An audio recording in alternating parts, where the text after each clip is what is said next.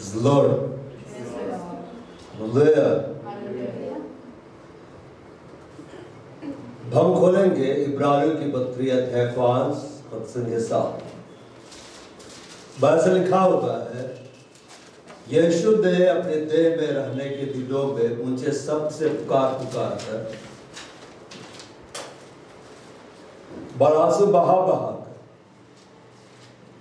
उससे जो उसको मृत्यु से बचा सकता था प्रार्थना विनती की और भक्ति के कारण उसकी सुनी गई।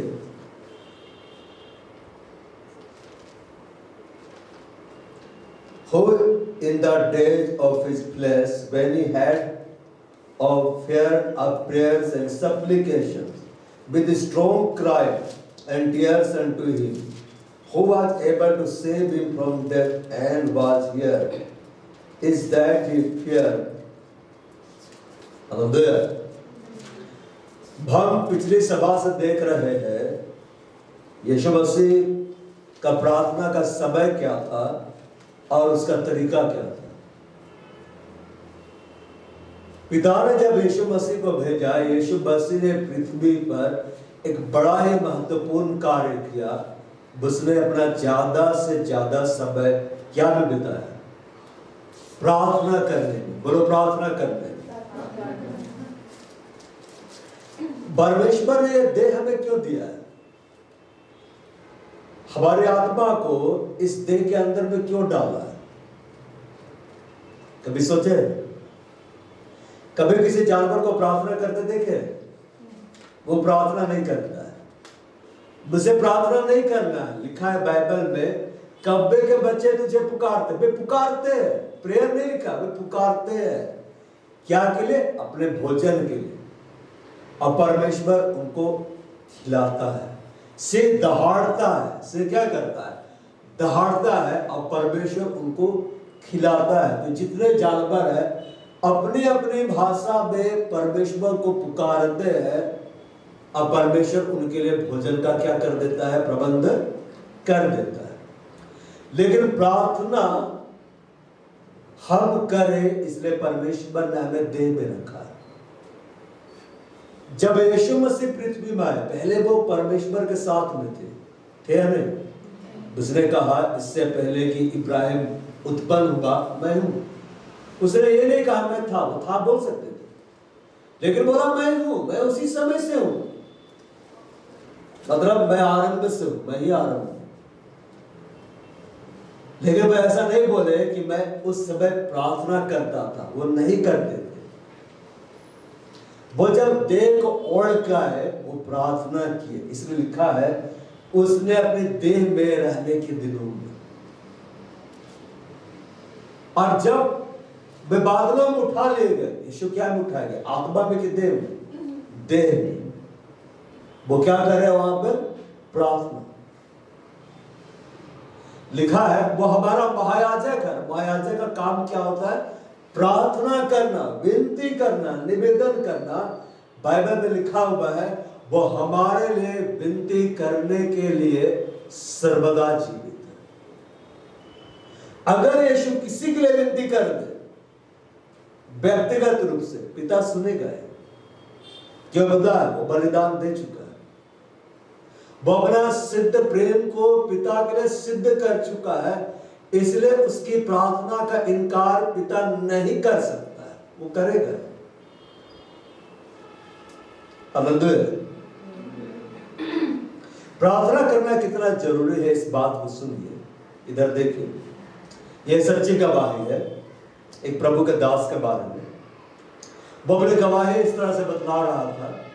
वो पहले प्रभु में नहीं था, संसार में था। संसार में इतना खो गया था, पाप पे पाप, पाप पे पाप। अचानक से उसकी मृत्यु हो गई। अब वो कहां डाला गया? नरक में। और जब वो नरक में गया तो मैं उसके पहले की घटना बतला रहा हूं। उसकी मां जो थी, प्रभु का भय मानने वाली स्त्री थी, एक भक्त थी। क्या थी? भक्त। आगे मैं बतलाऊंगा भक्त क्या है। हालेलुया। और मैं लंबे समय से परमेश्वर से प्रार्थना करते आ रही थी और उसने परमेश्वर से ये प्रार्थना की कि मेरे खानदान का, मेरे परिवार का एक भी व्यक्ति नरक में नहीं जाना चाहिए। और परमेश्वर ने उसको वादा दिया। क्या दिया? वादा। और उसने आत्मा में जान लिया कि परमेश्वर मुझसे वादा कर चुका है, और परमेश्वर जब वादा करता है पीछे नहीं हटता है। तो जब उस शख्स के मृत्यु हो गई, वो परमेश्वर में तो नहीं था, लेकिन यीशु मसीह क्या कर चुके थे? वादा। जब उसको नरक में ले जाया गया, अब उसको सजा मिलने वाली है, तब आवाज आता है, इसका समय पूरा नहीं हुआ है, इसका समय अभी पूरा नहीं हुआ है। और एक आवाज आता है, आओ, मैंने इसकी मां से वादा किया है। मैंने क्या कर दिया है? मैंने वादा कर दिया है, इसको बाहर निकलना होगा। और प्रभु उसकी आत्मा को पकड़ के बाहर निकालता है, उसके देह में वापस डालता है, वह जीवित हो जाता है, प्रभु का दास बन जाता है। हालेलुया। आपकी प्रार्थनाएं परमेश्वर को बाध्य कर देती है कार्य करने के लिए। पिता जब हाथ उठाता है ना, तो पूरा ब्रह्मांड हिला देता है। हिला देता है कि नहीं? पिता जब बोलता है, पूरा ब्रह्मांड को हिला देता है, यूनिवर्स को हिला देता है।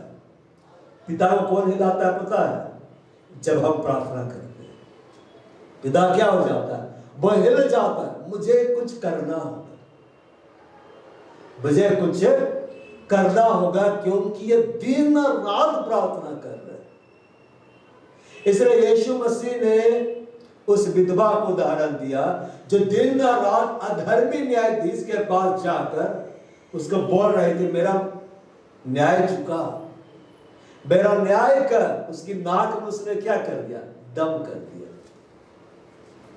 और अधर्मी न्यायाधीश ने क्या कहा? हमने इस बात को पढ़ा है, मैं तो प्रभु का भय नहीं मानता, लेकिन ये विधवा दिन रात मेरे को परेशान कर रही है, मैं न्याय चुकाऊंगा। अब यीशु मसीह बोलते हैं, परमेश्वर क्या उनका न्याय नहीं चुकाएगा जो दिन रात उसकी दुहाई दे रहे हैं, दिन रात प्रार्थना कर रहे हैं? परमेश्वर करेगा, लेकिन प्रार्थना किस रीति से? परमेश्वर के वचन के आधार पर, परमेश्वर की इच्छा के आधार। लेकिन यीशु मसीह बोलते हैं, जब वो आएगा तो क्या वह विश्वास पाएगा? और विश्वास कैसे हम पाते हैं? विश्वास में कैसे हम बढ़ते हैं? विश्वास सुनने से होता है, और जो सुना जाता है वो मसीह का वचन है। इसलिए यीशु मसीह कलीसिया खड़ा करके चला गया। आपका बाइबल अगर कितना ही बड़ा हो जाए, कितने ही बड़े प्रभु के दास आप बन जाए, सामर्थी दास आप बन जाए, लेकिन फिर भी आपको चाहिए कि आप कलीसिया आए, आप प्रभु का वचन सुने। यीशु भी सुनने के लिए जाता था। अब यीशु मसीह को सुनने की क्या जरूरत है? उसी के बारे में तो बतला रहा है। फिर भी सुनने के लिए जाता था। क्यों? वो अपने पिता को महान आदर देता था। कैसा आदर देता था? महान आदर। वो अपने पिता के लिए कैसा था? गंभीर। आप जितने गंभीर होंगे परमेश्वर को लेके, परमेश्वर उतना ही ज्यादा गंभीर होगा। हालेलुया।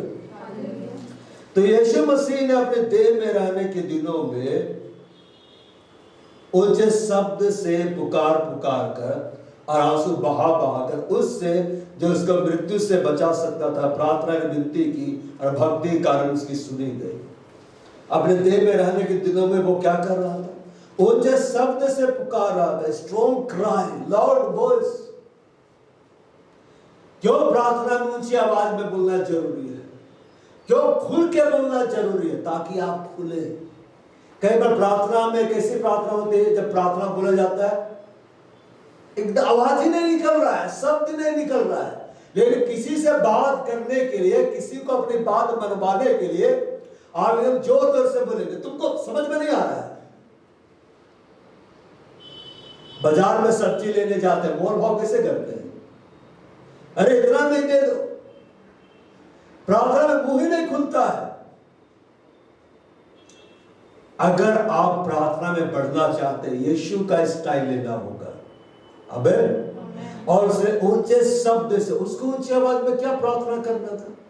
कई बार लोग बोलते हैं प्रभु तो ये प्रार्थना भी सुनता है, प्रभु वो तो उसको भी सुनता है, लेकिन यीशु मसीह क्यों ऊंची आवाज में प्रार्थना करते थे? उसके ऊपर इतना भार था, पूरे संसार का भार था, पिता की महिमा के लिए इस्तेमाल होना था। इसलिए जब पिता के सामने जाते थे वो अपने आप को खोलते थे। प्रार्थना करना का मतलब नहीं है कि सिर्फ मांगना। प्रार्थना करने का मतलब है रिलेशनशिप को बिल्ड करना, अपने पिता से बातें करना। आपको ऊंची आवाज में बोलना होगा, कंपटीशन नहीं है यहाँ पे ऊंची आवाज बोलने में। कंपटीशन नहीं करना है कि मैं इतनी ऊंची आवाज में प्रार्थना करूंगा, पास्टर की आवाज से दबा दूंगा। ऊंची आवाज मतलब खुल के बोलना। यहां लिखा है स्ट्रॉन्ग क्राई, मजबूती के साथ, बुदबुदा बुदबुदा के नहीं, जैसे हन्ना कर रही थी, वो हन्ना थी, ठीक है। हमें यीशु का अनुसरण करना है। यीशु स्ट्रॉन्ग वॉइस में प्रेयर करते थे, ऊंची आवाज में, मतलब वो अपने दिल को खोल देते थे। भजन संहिता में लिखा हुआ है, जल के समान हृदय अपना परमेश्वर के सामने क्या करो, उंडेलो। उंडेलना है। अगर आप ऊंची आवाज में प्रार्थना नहीं कर पाएंगे, खुलेंगे नहीं प्रार्थना में और ठीक से बोलेंगे नहीं, तो आप किसी को वचन भी नहीं सुना नहीं पाएंगे, कॉन्फिडेंस नहीं होगा। हालेलुया। जो व्यक्ति अपनी व्यक्तिगत प्रार्थना में खुल के प्रार्थना नहीं करता है और कलीसिया मार्ग में खुल के प्रार्थना नहीं करता है ना, उसको बोल दिया जाएगा प्रचार करो, रोंगटे खड़े हो जाएंगे। सिर्फ एक जन को वचन सुनाना, हालत खराब हो जाएगी। यीशु एकांत में क्यों जाता था पता है? ताकि वह खुल के पिता से बातें कर पाए, खुल के उससे बातें कर पाए। यीशु मसीह कहां था?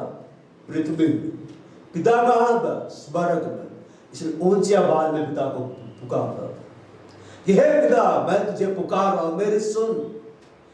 ये ऐसा हो रहा है, ये ऐसा हो रहा है, मेरे ऊपर मेरी मदद कर, मेरे को बल दे, मेरे को सामर्थ दे।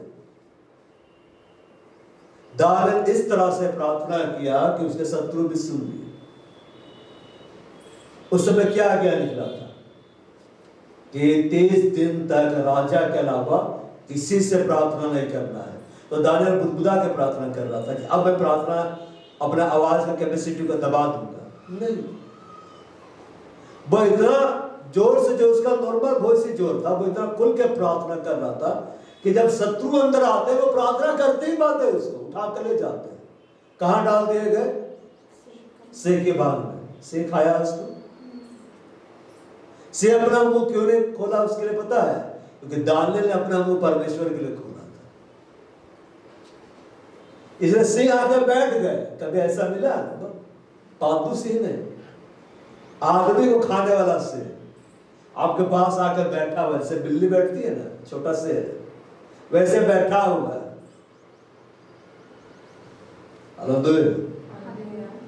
अपने आप को परमेश्वर के सामने खोलना है, प्रैक्टिस करना है।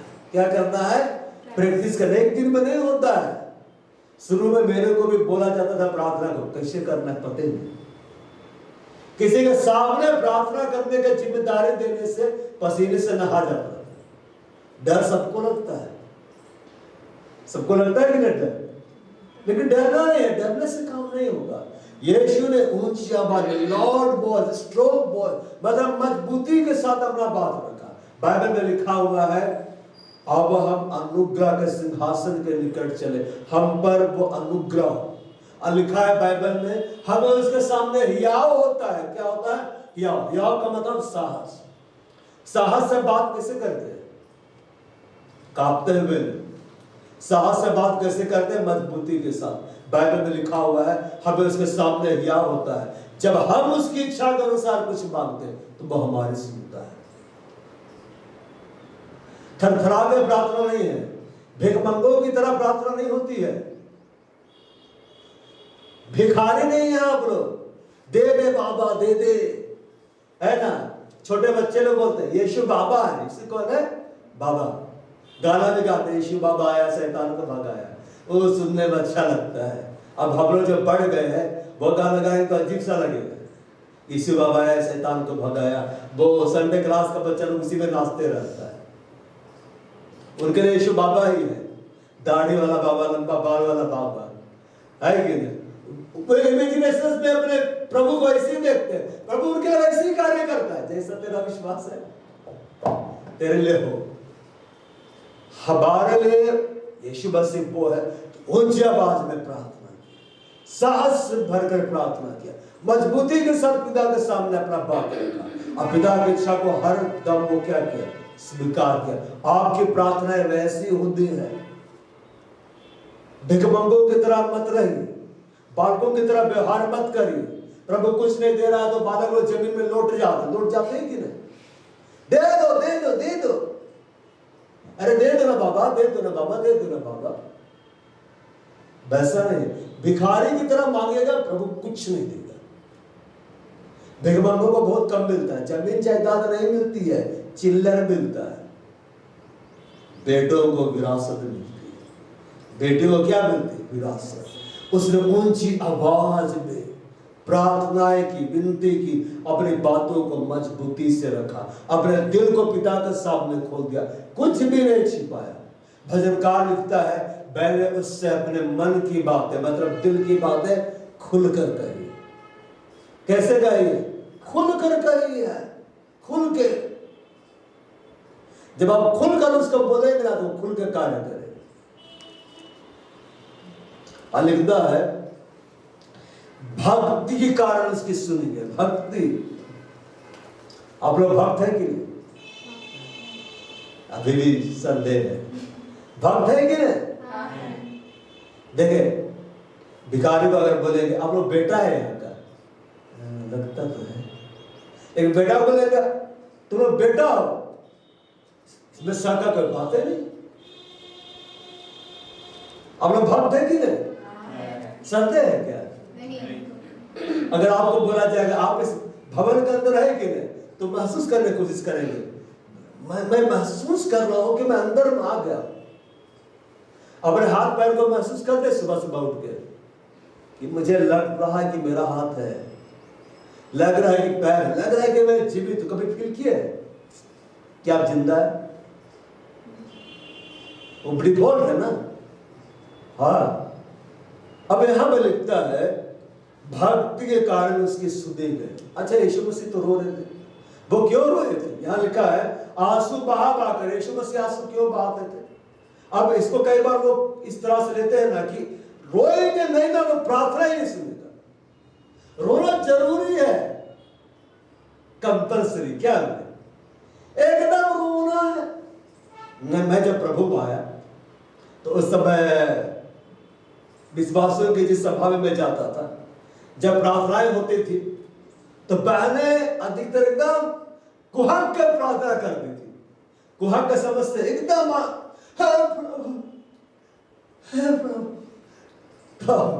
भाई में हमें लगता था सबसे बड़ा दुष्ट तो हम ही लोग हैं। जब बोला जाता था आओ हमें प्रभु से क्षमा हो, एकदम रो रो के आंसू बहा कर पश्चाताप कर रहे, और हम लोग तो बोलते हाँ प्रभु गलती हो गई, क्षमा कर दीजिए, फिर नहीं करेंगे, अनुग्रह कर दीजिए। अब सोचते थे हम लोग 5 मिनट पश्चाताप की तो 10 मिनट से रोए जा रही है।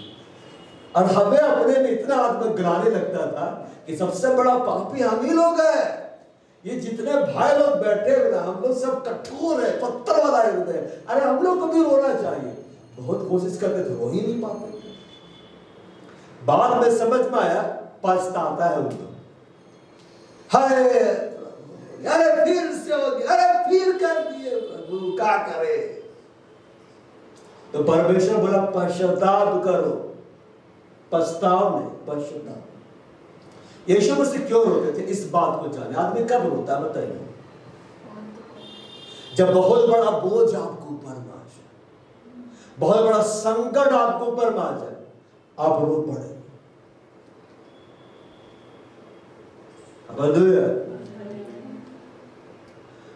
आप दौड़ते जा रहे हैं, गिर गए, आपका हाथ पैर में खरोंच आ गया, अब ओह चोट लगा,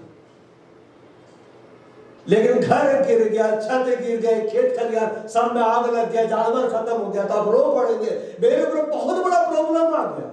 तो यीशु मसीह के ऊपर इतना बड़ा संकट था, मतलब उसको दिखलाई दे रहा था क्रूस पर मेरे को मार डाला जाएगा, मेरे को इतना इतना काम करना, इतना बोझ उसके ऊपर था आत्माओं को बचाने के लिए, कि वो पिता से प्रार्थना करते करते एक समय ऐसा होता है कि हम बयान नहीं कर पाते कि हमें क्या बोलना है, तब वो आंसुओं के रूप में निकलते हैं।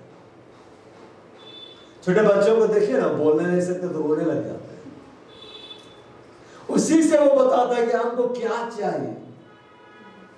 हमारे पिता समझ जाते, घूमना घूमना है, घुमा दीजिए खुश। इंसान कब रोता है? जब उसके ऊपर बहुत बड़ा दुख आ जाता है।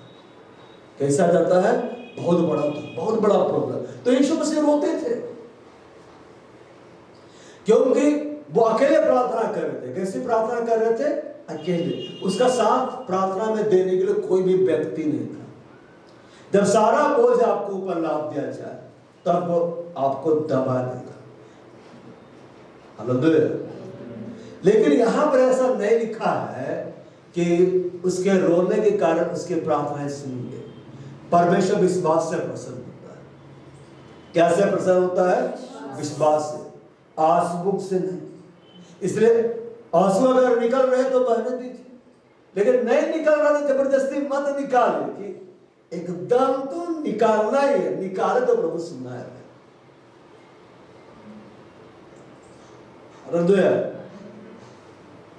यहां पर लिखता है भक्ति के कारण। किसके कारण सुनेंगे? भक्ति के कारण।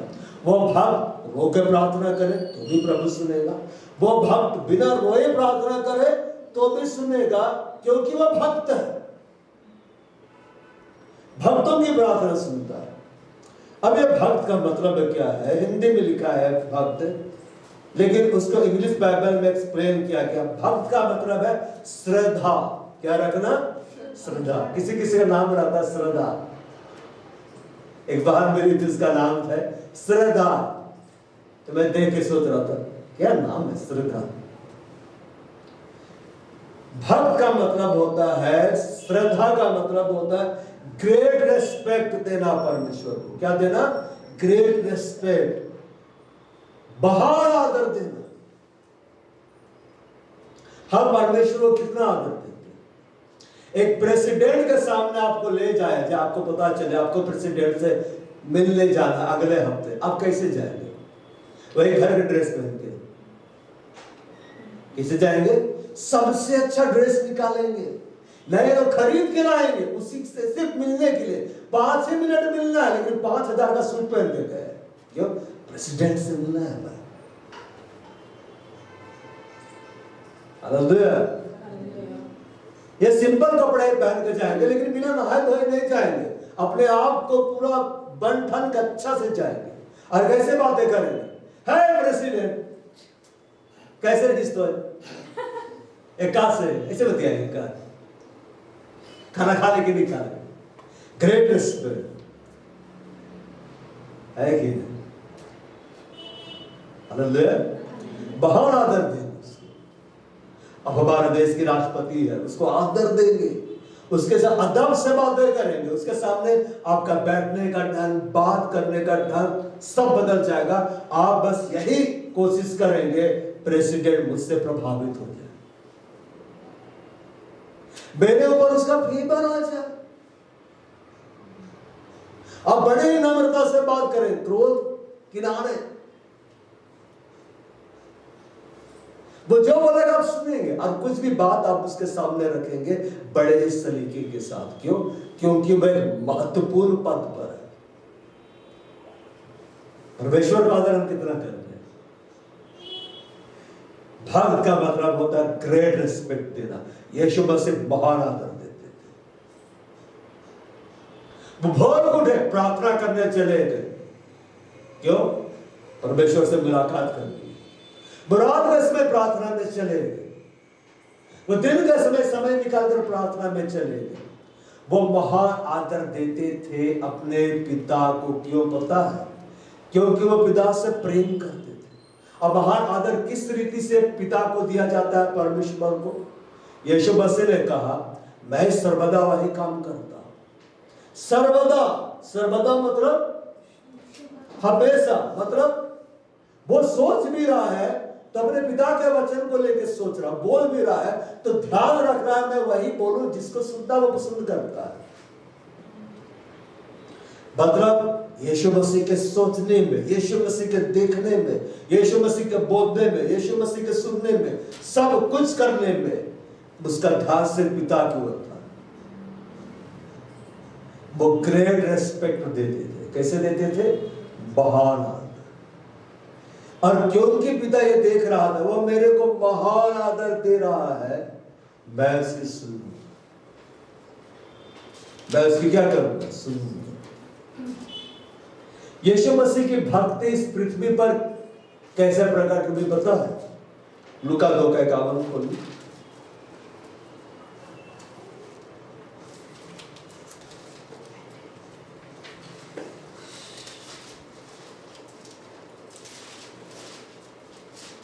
लिखता है, तब वह उनके साथ गया, नासरत में आया और वह उनके वश में रहा और उसकी माता ने ये सब बातें अपने मन में रखी। लूका अध्याय 2 संख्या 4।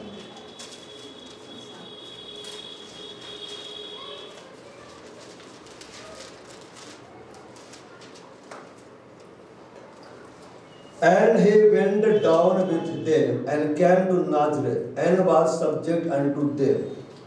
But his mother kept all these sayings.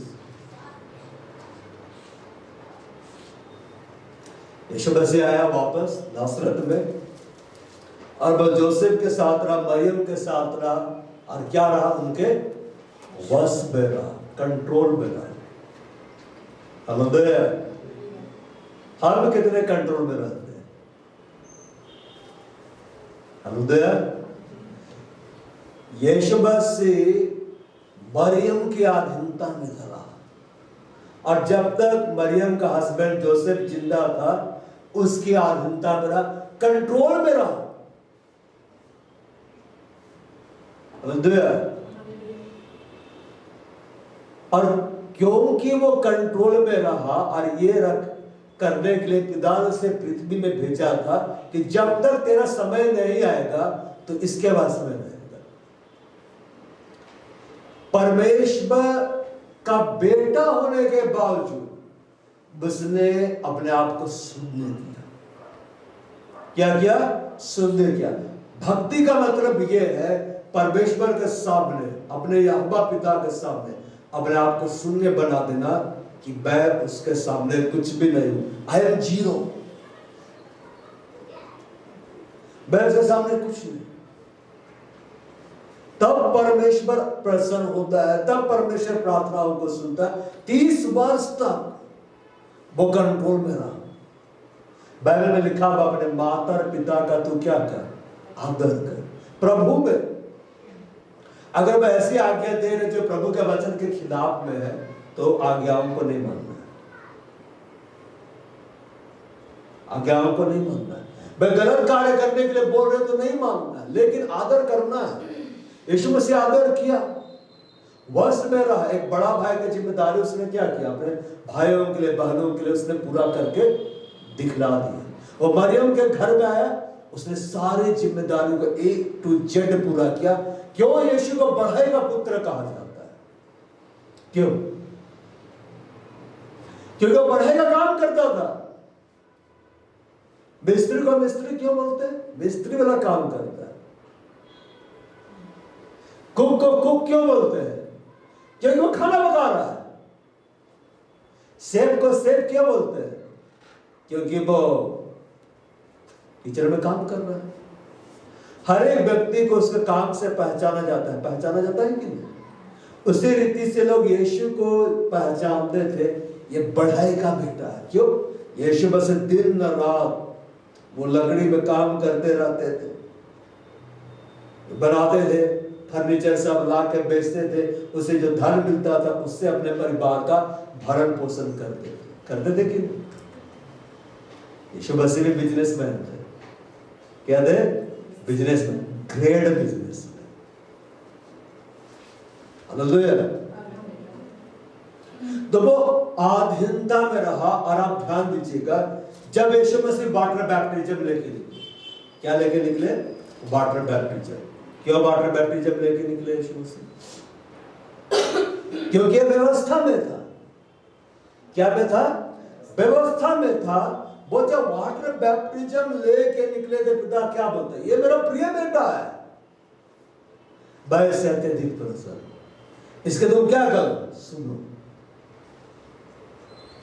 यूहन्ना बोला, मुझे तेरे हाथ से बपतिस्मा लेना है। मैं फिर से बपतिस्मा ले लेता हूं, तू तो अब सामने आ गया, मेरे को बपतिस्मा दे। यीशु नहीं दी, बोले तू दे। अभी ऐसा ही होना आवश्यक है। और यूहन्ना उसको वाटर बैप्टिज्म देता है। यीशु मसीह क्या ले? Water baptism. और जब बाहर निकले, वो प्रार्थना कर रहे थे, तो आकाशवाणी होती, ये मेरा प्रिय बेटा है। कैसा बेटा है? प्रिय बेटा, मैं इससे अत्यधिक प्रसन्न हूं, इसकी सुनो। यीशु मसीह क्या किए 30 साल की? पिता बोलता है मैं अत्यधिक प्रसन्न हूं। किसी को चंगा किए, आश्चर्य कर्म किए, 5 रोटी 2 मछली खिलाए को बढ़ाकर। अगर ऐसा होता तो वो बढ़ाई का पुत्र नहीं कहलाता। वो मरियम को बोलते हैं कोई दिक्कत नहीं है, 5 रोटी है 2 मछली है, सब भाई बहन को बैठाओ, तू भी बैठ जा, सबको बांट रहा। और यीशु मसीह काम करते थे 30 वर्ष तक, जब तक यीशु मसीह का उम्र नहीं हुआ। 30 साल वो कोई भी आश्चर्य कर्म नहीं किया, कोई भी मुद्दा को नहीं जिलाया, किसी को सुसमाचार नहीं सुनाया, कुछ भी ऐसा कार्य नहीं किया कि लोग देख के जान जाए यही मसीहा है। लेकिन वो अधीनता में रहा। ऑब्डियंस इज बेटर देन सैक्रिफाइस। परमेश्वर बलिदानों से बढ़कर अपनी आज्ञा के माने जाने से प्रसन्न होता है। क्या के माने जाने से प्रसन्न होता है? आज्ञा के माने जाने से। और जब आप परमेश्वर की आज्ञाओं को मानते हैं, हूबहू वैसा ही जैसा वो बोल दिया है, जैसा वो लिख दिया है, इसका मतलब है आप अधीनता में हैं, आप उसके भक्त हैं। और जब आप प्रार्थना करेंगे ना, तो क्योंकि आपने अपनी भक्ति को साबित किया है, वो सुनेगा। चाहे आप रोए चाहे ना रोए, वो सुनेगा ही सुनेगा। इसलिए यीशु मसीह का सुना गया। 30 साल तक वे मूल्य को चुकाया।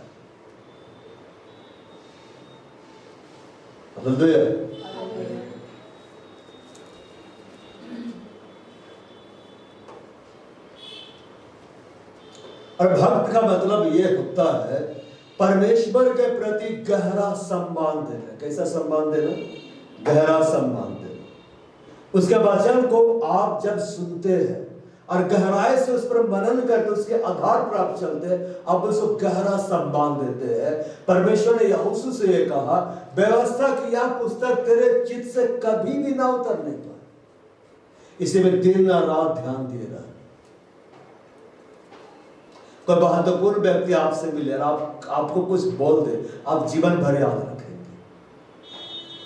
क्रिकेट के दीवानों को देखे ना, पागल के जैसा घूमते हैं और सामने आ जाए बस ऑटोग्राफ दे दे, उसका जीवन भर संभाल कर रखेंगे। फलाना दिया है, जिस टी शर्ट में सिग्नेचर मार देगा धोएगा ही नहीं, उसको रखेगा। उसको इतना महत्व देता है। लेकिन उससे बड़ा कौन है? परमेश्वर। एक बार का बात है, एक व्यक्ति के पास प्रेसिडेंट का फोन आता है, एक पास्टर के पास, ठीक है।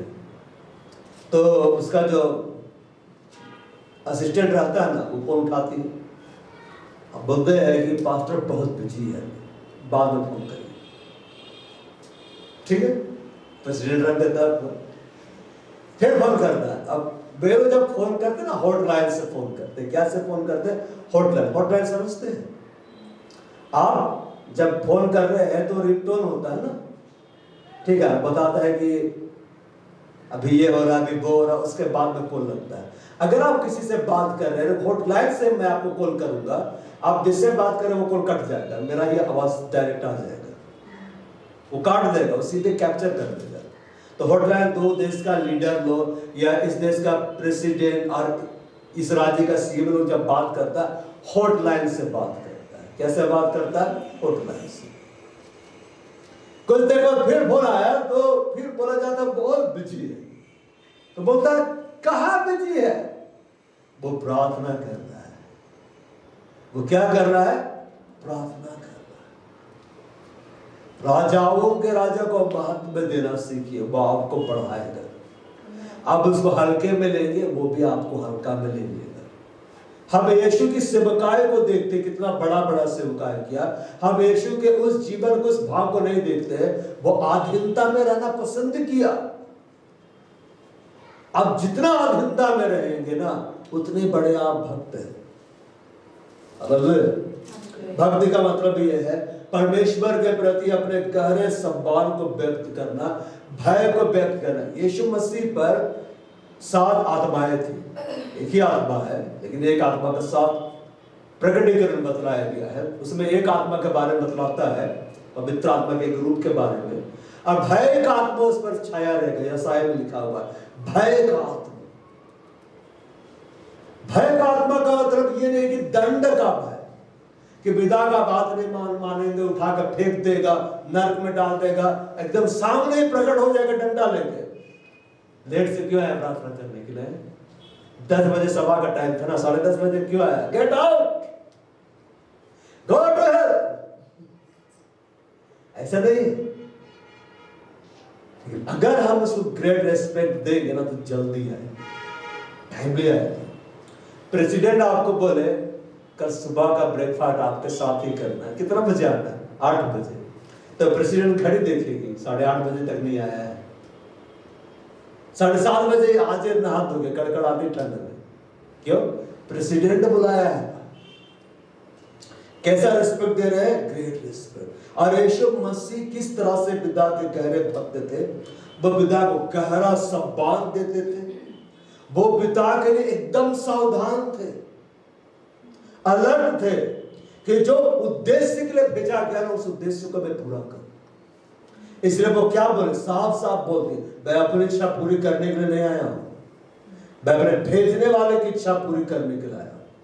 जब मरियम उसको बोलती है कि देख दाखरस घट गया है, मतलब दाखरस घट जाना है जैसे कि किसी के घर में दावत है, शादी हो रहा है, पार्टी दिया है, और वहां पे मीठी खत्म हो गया, मटन चिकन खत्म हो गया, घट गया। कैसा लगेगा घर का मालिक को? अब बेइज्जत हो जाएगी। या खाना खत्म हो गया, लाइन में 1000 लोग लगे हुए, जिससे हम उसे बेगा कहते हैं, लाइन में लगे हुए, खाना खत्म, चावल खत्म। और भीड़ इतनी ज्यादा थी, एक गांव का व्यक्ति खाली पकड़ लिया, प्लेट पकड़ लिया है, और कुछ गाली वाला वर्ड भी बक रहा है, उसको नहीं बताऊंगा। अब वो घूम रहा है, क्या बोल रहा है? अरे कैसे मिलेगा खाना हमको, इतना बड़ा कैसे हम खाएंगे? ठीक है ना? और उसको समझ में नहीं आ रहा, उसका दिमाग आउट ऑफ कंट्रोल। भोजन खत्म, चावल खत्म, पक रहा है, लाइन में सब लगा हुआ है। हालेलुया। कभी गए ना किसी का शादी पार्टी में? सब लोग ऐसे हो रहे, इससे कभी नहीं जाता है। ये लोग बहुत बड़ा भक्त है, कहीं नहीं जाता है। हम मेरे घर में दावत, हम दूसरे प्रार्थना करना सीखे हैं, हमको जाना नहीं, सिर्फ हम फास्टिंग करते हैं। हम जाते हैं कि नहीं? अब वहां में सबसे मुख्य क्या रहता है जिसको देख के आनंद आता है? सब्जी को नहीं, पनीर को नहीं, क्या को देखेंगे? है वहां मांस है कि नहीं, चिकन चिल्ली, मछली, क्या खाएगा? पेट पेट पेट, मंडी नहीं, पेट पेट पेट। मटन, मटन है ना, ठीक है, आकर्षण है। और ये घट गया, मीठ खिलाने का ताकत है, तो बुलाया कैसा मटन दिया। एक जगह हम लोग मटन खाए तो एकदम खा रहे थे, तो लग रहा था बकरी का घरे पहुंच गया, ठीक है ना? फिर बोले और ज्यादा खाएंगे ना तो उल्टी हो जाएगा, फेंक दिए। और सब लोग खा के बोल रहे बकरी है, ये बकरी। और खाते समय लग रहा था कि बकरी के घरे को खा रहे हैं, पता नहीं कैसे बनाया था। हालेलुया। तो यीशु मसीह जब थे उन दिनों में इजराइल में किसी के घर में कोई दावत हो रहा है और दाखरस अगर घट जाएगा तो उस घर के स्वामी की इज्जत चली जाती थी। तो मरियम ने क्या कहा, दाखरस घट गया नहीं है।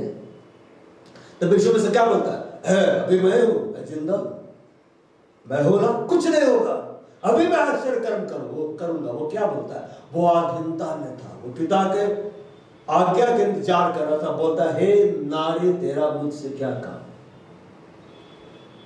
मेरा समय नहीं आया। मतलब मेरा जब समय आएगा मैं करूंगा, मुझे ध्यान है, मैं जानता हूं, लेकिन समय नहीं आया तो मैं क्या करूं। अब पवित्र आत्मा गाइड करता, अब समय आ गया, अब समय आ गया। तब यीशु मसीह बोलते अब पानी भरो, जैसे पवित्र आत्मा को गाइड किया, अब पानी भरो, ले जाओ। यीशु मसीह कैसा आदर दे रहे थे परमेश्वर, गहरा आदर, और उसके प्रति सावधान थे कि मैं उसकी मर्जी से ही आश्चर्य कर्म करूंगा।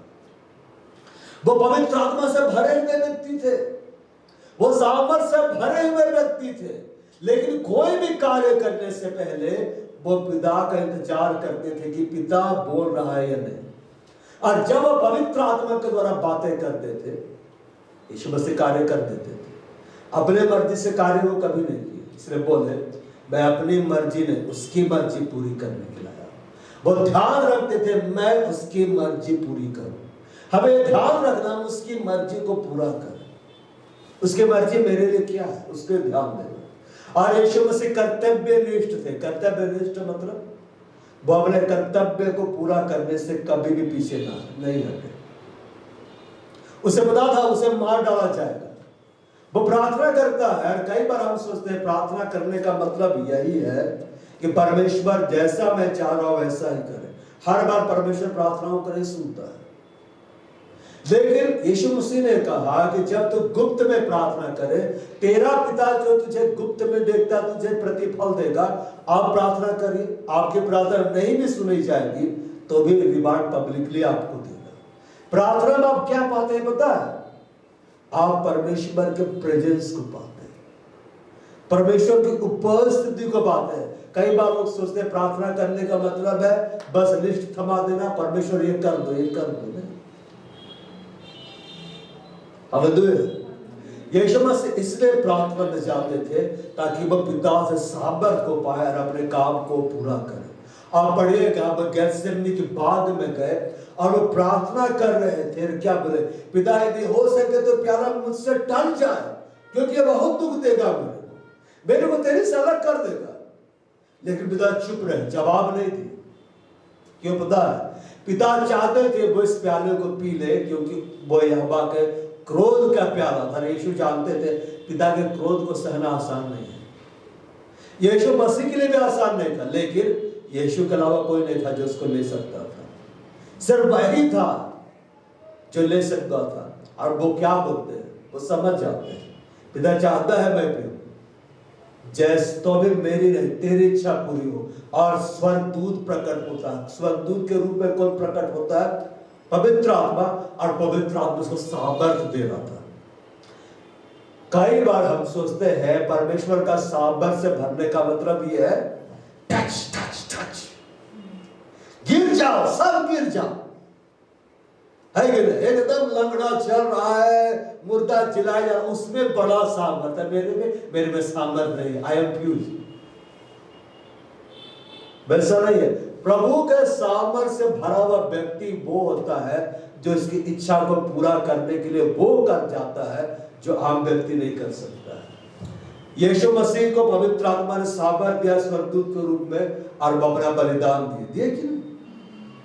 कहां सामर्थ मिल गया उसको, जबकि उसका पसीना तो लहू के बड़ी बड़ी बूंदों के रूप में टपक रहा था जब पिता की इच्छा को स्वीकार की। प्रार्थना का मतलब यह है आप पिता की इच्छा को जानिए और स्वीकार करें। जब प्रार्थना में जाए तो उसकी इच्छा को पूछिए। अपनी इच्छा मत रही है, नहीं मेरे को यही चाहिए। नहीं देगा तो हम बातें नहीं करेंगे, प्रार्थना नहीं करेंगे, बंद करिए, उसका कुछ नहीं बिगड़ेगा। वो परमेश्वर के प्रति कर्तव्य निष्ठ थे। यार भक्त का मतलब ये होता है, यीशु मसीह की भक्ति किस तरह से थी, वो परमेश्वर की पवित्रता और महिमा के प्रति गहरा सम्मान व्यक्त करते थे। परमेश्वर कैसा है? महिमामय है। जब मैं उसके पास आऊं मैं उसको महिमा दूं। वह कैसा है? पवित्र परमेश्वर है। मैं जब उसके सामने आऊं मैं पवित्र होकर आऊं, शुद्ध होकर मैं आऊं। जब परमेश्वर उतरा मूसा के सामने बात करने के लिए तो क्या बोला? सब नहा के आएगा, अपना वस्त्र को साफ करके आएगा। ऐसे नहीं कि घर वाला ड्रेस पहन के आ रहा है। वो नहा धो के मतलब शरीर को उस रीति से साफ करके परमेश्वर के सामने जाते थे। क्यों? परमेश्वर को अपने देह के द्वारा भी महिमा देते थे। अब इस तरह से करके देखिए परमेश्वर कैसा आपको उठाएगा। एक व्यक्ति मतलब अभी भी रांची का व्यक्ति है, वो अन्य जाति से प्रभु में आया, और जब वो प्रभु में आया तब वो पढ़ाने लगा। प्रभु पहाड़ में चढ़ के प्रार्थना करता था। कहाँ चढ़ के प्रार्थना करता था? पहाड़ में। तो रांची में पहाड़ सब है ना, आप देखिएगा, बरियातू पहाड़ और बहुत सारा पहाड़ सब है, छोटा छोटा पहाड़। वो सुबह 3 बजे उठ के पानी से नहा रहा है। क्यों? प्रभु के सामने ऐसे नहीं जाना है, नहा के जाएंगे, अच्छा से नहा के, अच्छा से कपड़ा पहन के सुबह सुबह प्रार्थना करने के लिए कहा जा रहा है पहाड़ में, और वहां ऊपर में जाकर अब मैं प्रभु के जैसे प्रार्थना करूंगा। वो प्रार्थना कर रहा है, प्रार्थना खत्म, फिर वो नीचे आ रहा है। और प्रेयर टावर के जो लीडर लोग हैं, एडमिनिस्ट्रेटर, उनको एक दिन ले गया, बोला चले वो पहाड़ में जब मैं जाके प्रार्थना करता हूँ। और वो बूढ़ा व्यक्ति वो उछलते कूदते जा रहा है, और उसके पीछे बाकी लोग जवान लोग धीरे चलिए अरे आप हर दिन चढ़ते हैं, थोड़ा आराम से। वो हाफ रहे हैं, उनको आदत नहीं है, और वो हर दिन जाकर पहाड़ में जाकर प्रार्थना। क्या पता है वो पढ़ा प्रभु ऐसे प्रार्थना करता था। उसका मतलब ये है कि हम भी पहाड़ खोजे, मिले तो हम जाके प्रार्थना करें। मतलब अपने आप को लोगों की आवाजों से अलग करना है। तो भक्त का मतलब ये है परमेश्वर की पवित्रता का आदर करना, परमेश्वर की महिमा का आदर करना कि वो पवित्र है, वो महिमा में परमेश्वर है। इसलिए मैं जब उसके सामने आऊं मैं इस बात का ध्यान रखूं वो पवित्र है। मैं जब आराधना करूं मैं अच्छे से आराधना करूं, मैं जब अपने हाथों को उठाऊं अच्छे से उठाऊं, मैं उसकी बातों को गंभीरता से सुनूं, मैं उसके वचनों के आधार पर गंभीरता से चलूं। और ये सब यीशु मसीह करते जा रहे थे। वो बोले मैं सर्वदा वही काम करता हूं जिससे पिता प्रसन्न होता है, इसलिए पिता उसकी सुन रहा था। आप जितना पिता की आवाज को सुनना सीख जाएंगे, और उसकी आवाज कहाँ है? उसके वचन में। मतलब जितना उसके वचन को आप मानना सीख जाएंगे उतना ही ज्यादा वो आपकी प्रार्थनाओं को सुनने लगेगा। हालेलुया। अब हम देखते हैं यीशु मसीह किस किस तरह से प्रार्थना कर रहे थे। लूका अध्याय 3 खोलिए, पद संख्या 21। वचन समझ में आ रहा है कि? यह लिखता है जब सब लोगों ने बपतिस्मा लिया, यीशु में बपतिस्मा लेकर प्रार्थना कर रहा था तो आकाश खुल गया। जब सब लोगों ने बपतिस्मा लिया, अब इधर देखो क्या लिया? सब लोगों ने क्या लिया? बोलो बपतिस्मा। और यीशु ने क्या लिया? बपतिस्मा। लेकिन जैसे कलीसिया में यह बात प्रकट होती है, कितने लोग बैप्टिज्म लेने वाले हैं? भागो। अब क्या करो? भागो। डर लगता है और भागते हैं। क्यों? क्योंकि बपतिस्मा को तो स्वीकार नहीं करता है। लेकिन जो बपतिस्मा है ये तर्क वितर्क करने वाला विषय नहीं है। और यहाँ जब लोग बपतिस्मा ले रहे हैं, कहाँ बपतिस्मा ले रहे हैं? नदी में। बोलो नदी में। वाटर बैप्टिज्म परमेश्वर ने ठहराया है। किसने ठहराया है? परमेश्वर ने। और बहुत सारे ऐसे लोग हैं जो यीशु मसीह को अपना उद्धार करता तो ग्रहण कर लिए हैं, लेकिन जब वाटर बैप्टिज्म की बात आती है तो बोलते हैं हमें जरूरत नहीं है। क्यों? डाकू कहाँ वाटर बैप्टिज्म लिया था? तुम भी लटक जाओ खुद से, वो तो स्वर्ग चला गया ना। हाँ सही बात है, क्योंकि वो मर रहा था, मतलब वो आईसीयू में था, समझो मर रहा है। तुम भी आईसीयू में, आप आईसीयू में हैं। अगर आप आईसीयू में, आप मत लीजिए बैप्टिज्म, स्वर्ग चल जाएंगे। लेकिन अगर आप कलीसिया आ गए तो आप आईसीयू में नहीं, बैप्टिज्म लेना है, एक सही टीचिंग लेना है और वाटर बैप्टिज्म लेना है। क्यों? वो आज्ञा मानने को दिखलाता है। इसलिए आप देखिएगा ऐसे लोग जिनके पास मिनिस्ट्री भी है, सिर्फ प्रभु को उद्धार करता ग्रहण किया है और वाटर बैप्टिज्म का विरोध करते हैं, वाटर बैप्टिज्म के विरोध में प्रचार करते हैं वचन से। मैं ऐसे मिनिस्ट्री में रहा हूं और जब मैं बैप्टिज्म लिया, उस मिनिस्ट्री में आग की तरह खबर फैल गई कि मैं बैप्टिज्म लिया हूं। मेरे से जब मुलाकात हुआ, मेरे को ऐसा सुना दिया गया, मैं सोचने लगा मैं क्या गलत कार्य किया। अपनी बात के माने जाने से प्रसन्न होता है। आपको परमेश्वर का बात को मानना है, यीशु पिता का बात को माना, वाटर बैप्टिज्म लिया और वाटर बैप्टिज्म लेने के बाद में वो क्या कर रहा था? वो प्रार्थना। क्या कर रहा था? प्रार्थना। बहुत सारे लोग अभी के समय में वाटर बैप्टिज्म ले लेते हैं कि नहीं? बोलते हैं प्रभु लिया, हमें भी लेना है। अब बपतिस्मा लेने के बाद वो प्रार्थना ही नहीं करते हैं, ना घर में प्रार्थना, ना कलीसिया में प्रार्थना, कहीं भी प्रार्थना नहीं। अब बस वो यही सोचते हम तो बपतिस्मा ले, हम तो यीशु को पहन लिए। अब इधर बताओ, एक नया कपड़ा आपने पहन लिया है, आप उसका पहन के कितना दिन घूमते हैं? मांगा सूत्र। जब गंदा होता आप उसको ड्राई क्लीन कराते हैं कि नहीं? उसको धोते हैं कि नहीं? अगर उसको आप पहने हुए, उसी को पहन के आप सो रहे हैं, उसी को पहन के आप सब कुछ कर रहे हैं, कभी धोते नहीं तो फटेगा कि नहीं?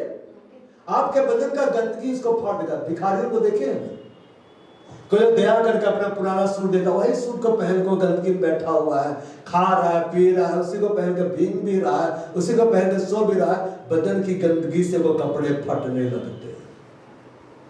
लगते हैं कि नहीं? उसी रीति से जब आपने बपतिस्मा लिया है, यीशु को पहन लिया है, तो यीशु कौन है? परमेश्वर का वचन। आप परमेश्वर के वचन में जितना चलेंगे, जितना बने रहेंगे, उतना ही ज्यादा वो वस्त्र मेंटेन होगा, वो फटेगा नहीं।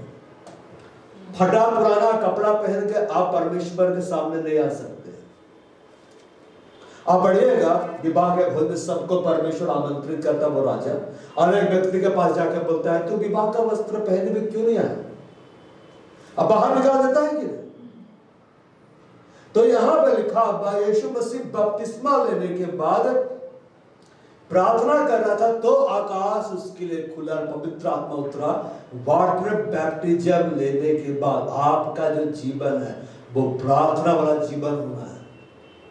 यीशु मसीह बहुत प्रार्थना में समय बिताया है, आपको बहुत ज्यादा प्रार्थना में समय बिताना है, एक बैलेंस रख के।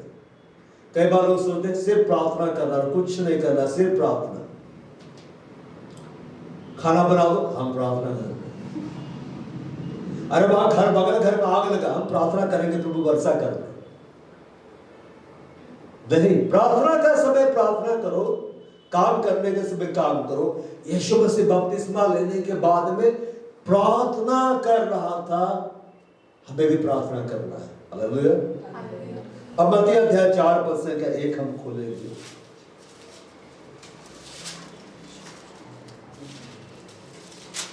लिखा हुआ है, तब आत्मा यीशु को जंगल में ले गया ताकि इब्लिस उसकी परीक्षा हो। कौन यीशु को जंगल में ले गया? कौन यीशु को जंगल में ले गया?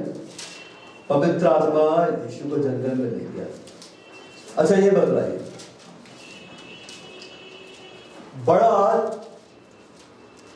बड़ा छोटा को अगुवाई देता है कि छोटा बड़ा को अगुवाई देता है? बड़ा छोटा को अगुवाई देता है। तो पवित्र आत्मा यीशु को जंगल में लेके जा रहा है। जंगल मतलब हिंदी में जंगल है, जंगल में तो फल भी होता है। निर्जन इलाका में लेके जा रहा है, जहां आबादी नहीं है, जहां लोग नहीं है। वो पवित्र आत्मा यीशु को निर्जन इलाके में क्या कर रहा है, लेके जा रहा है, विल्डरनेस में लेके जा रहा है। इसका मतलब यह है कि पवित्र आत्मा का कंट्रोल यीशु के ऊपर में था। किसका कंट्रोल यीशु के ऊपर में था? पवित्र आत्मा का। अब यह बात रहा है, यीशु को कोई कंट्रोल कर सकता है? कंट्रोल किया है। आप बाइबल को ध्यान से पढ़िए। मैंने पूछा क्या यीशु को कोई कंट्रोल कर सकता है? नहीं, ऐसा नहीं हो सकता। अरे कर रहा है, यहां देखो। पवित्र आत्मा यीशु मसीह को बोला, आप बपतिस्मा ले लिया? हाँ ले लिया। चलो अब रेगिस्तान, क्या अभी फास्टिंग में चलना है? क्या में चलना है? फास्टिंग बार क्या में रहना है? प्रार्थना में रहना है। यीशु किसकी बात को मान रहे हैं? पवित्र आत्मा की बात को। आप जब पवित्र आत्मा की बात को मानते, आप एक भक्त हैं। आप जब आज्ञाओं को मानते, आप एक भक्त हैं। आप वाटर बैप्टिज्म जब लेंगे ना, तो ये बात आप दिखला रहे हैं परमेश्वर के भक्त हैं। और अगर आप इंतजार कर रहे हैं मेरे लिए आकाशवाणी हो जाए, ये मेरी प्रिय बेटी है, जब बपतिस्मा ले, तो इंतजार करते हो, कभी आवाज नहीं आएगा। उसके लिए आवाज आता है जो कंफ्यूजन में रहता है। जैसे मैं कंफ्यूजन में था, ऐसा ऐसा वचन सुनाया गया था कि बपतिस्मा ही नहीं लेना है, तो पवित्र आत्मा मेरे को छोड़ कर रख दिया, तुझे लेना ही होगा। अब मैं थरथरा गया, बोला मैं लूंगा। मैं लिया। जहां लिया आप कभी नहीं ले सकते, क्योंकि अब वो बहुत गंदा हो गया। स्वर्ण रेखा लीजिएगा। मैं जब जब गुजरता मैं बोलता हूं इसी में बपतिस्मा लिया। पास्टर जी नाला में बपतिस्मा लिया। उस समय शौक था। हालेलुया। तो यीशु मसीह पवित्र आत्मा की अधीनता में था, निर्जन इलाके में फास्टिंग किया और प्रार्थना में समय बिताया। यीशु मसीह ने अपने प्रार्थना के समय को अपने भोजन से ज्यादा महत्व दिया, आराम से ज्यादा महत्व दिया। अगर यीशु के जैसे प्रार्थना करना है तो आपको अपने जीभ पे कंट्रोल करना होगा। क्या पे कंट्रोल करना होगा? जीभ पे। फास्टिंग में जाना सीखना होगा। डाइटिंग और फास्टिंग अलग होते हैं। डाइटिंग वजन घटाने के लिए, फास्टिंग परमेश्वर के साथ संबंध जोड़ने के लिए, कि आज मैं सुबह से शाम तक परमेश्वर का वचन को ही पढ़ूंगा। आज मैं सुबह शाम तक मैं परमेश्वर की आराधना में, प्रार्थना में, वचन के गहरे मनन में मैं समय व्यतीत करूंगा। आज के दिन भोजन से एकदम मैं दूर रहूंगा। यीशु मसीह किए वो मुद्दे को क्या किए? चुकाए। तो यीशु मसीह निर्जन इलाके में जाकर प्रार्थना किए। उसने अपने आप को भोजन से अलग किया, उसने अपने आप को आराम से अलग किया। हमें चुनाव करना, भोजन को समय दे, आराम को समय दे, प्रार्थना को समय दे। और संडे का दिन है, मैंने आपके लिए कोई दावत नहीं बनाई। हालेलुया बोलो। और जब बोला जाए आज ना जन्मदिन है, आइएगा मेरे घर में, मेरी बेटी का पहला वर्षगांठ हो रहा, पहला जन्मदिन, आइए, चिकन चिल्ली है, एकदम आइसक्रीम के पुचका भी साहब है, यम यम यम यम दौड़ते चले गए। प्रभु तेरा धन्यवाद, तूने मेरा प्रबंध किया है। प्रभु का सभा में नहीं आना, पहले उधर जाएंगे। तो हमारे सामने इस तरह से चुनाव करने का समय है। पार्टी में जाना जब भोजन मिलेगा, और प्रभु के भवन में जाना जब वचन मिलेगा। मैं वचन सुनने के लिए जाऊंगा। मैं क्या सुनने के लिए जाऊंगा? वचन सुनने के लिए जाऊंगा, क्योंकि उसके यहां जाना मेरे सबसे महत्व रखता है। आपको अपने भोजन से बढ़कर प्रार्थना को समय देना है, आपको अपने आराम से बढ़कर प्रार्थना को महत्व देना है। हालेलुया।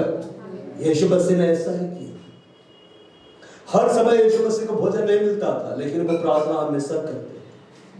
हर समय यीशु मसीह को आराम नहीं मिलता था, उसके लिए गद्दा नहीं लगा हुआ था। यीशु मसीह जहां भी गए एकदम शानदार पलंग, शानदार गद्दा। कई बार हम अपने आराम का रोना रोते, मेरे पास ये नहीं, मेरे पास वो नहीं। भाई भी कई बार वॉशिंग मशीन नहीं, वॉशिंग मशीन रहता तो मैं कपड़े फेंक देता, धुलाए होता, ठीक है ना। बर्तन धोने वाला मशीन में आके मैं बर्तन फेंक देता, धुलाई हो जाता। मेरे घर वाले बोलते हैं कि रोबोट रखो, सब काम कर रहे हैं। हालेलुया। आपके पास आपका जीवन में कितना आराम है उधर ध्यान मत दीजिए। आपके जीवन में कितनी सुविधाएं है उसमें लिप्त मत हो जाइए। आपको कितना भोजन मिल रहा है उसमें लिप्त मत हो जाइए। जिंदा रहने के लिए खाना है। हालेलुया। इधर देखो, जिंदा रहने के लिए खाओ, खाने के लिए जिंदा मत रहो। इसी के लिए यही यही यही पुचकार, यही चौबीन, यही यही ये यही वो, बस इसी के लिए आज मेरी इच्छा पूरी हो गई, मैं तृप्त हुआ। जब यीशु मसीह के पास शैतान आया क्या बोलता है? यदि तो परमेश्वर का बेटा है, तीन पत्थरों से कहे रोटी बन जाए। अरे रोटी क्यों बनाऊंगा? चिकन चिल्ली बनाऊंगा, बटर बनाऊंगा, बिरयानी बनाऊंगा, सूप बना दूंगा, अभी देखो मैं सब बना दूंगा, ये बन जाए चिकन चिल्ली, बटर, ये वो, दिस दैट। वो क्या बोले? लिखा है भूख में आदमी का दिमाग नहीं चलता है। भाई अमृत है कि नहीं, उसको देखते हैं तो सब याद आने लगता है। भूख में दिमाग नहीं चलता। लेकिन यीशु मसीह भूखे थे, प्यासे थे, पानी पीते थे, लेकिन 40 दिन उपवास रखने के बाद भी उसका दिमाग ऐसा कार्य कर रहा था कि जब सामने आकर शैतान उसको फुसलाता है, यदि तो परमेश्वर का बेटा है।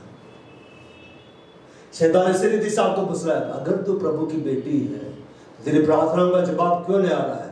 प्रार्थना का जवाब मिले चाहे ना मिले, वो मुझसे मिल गया है।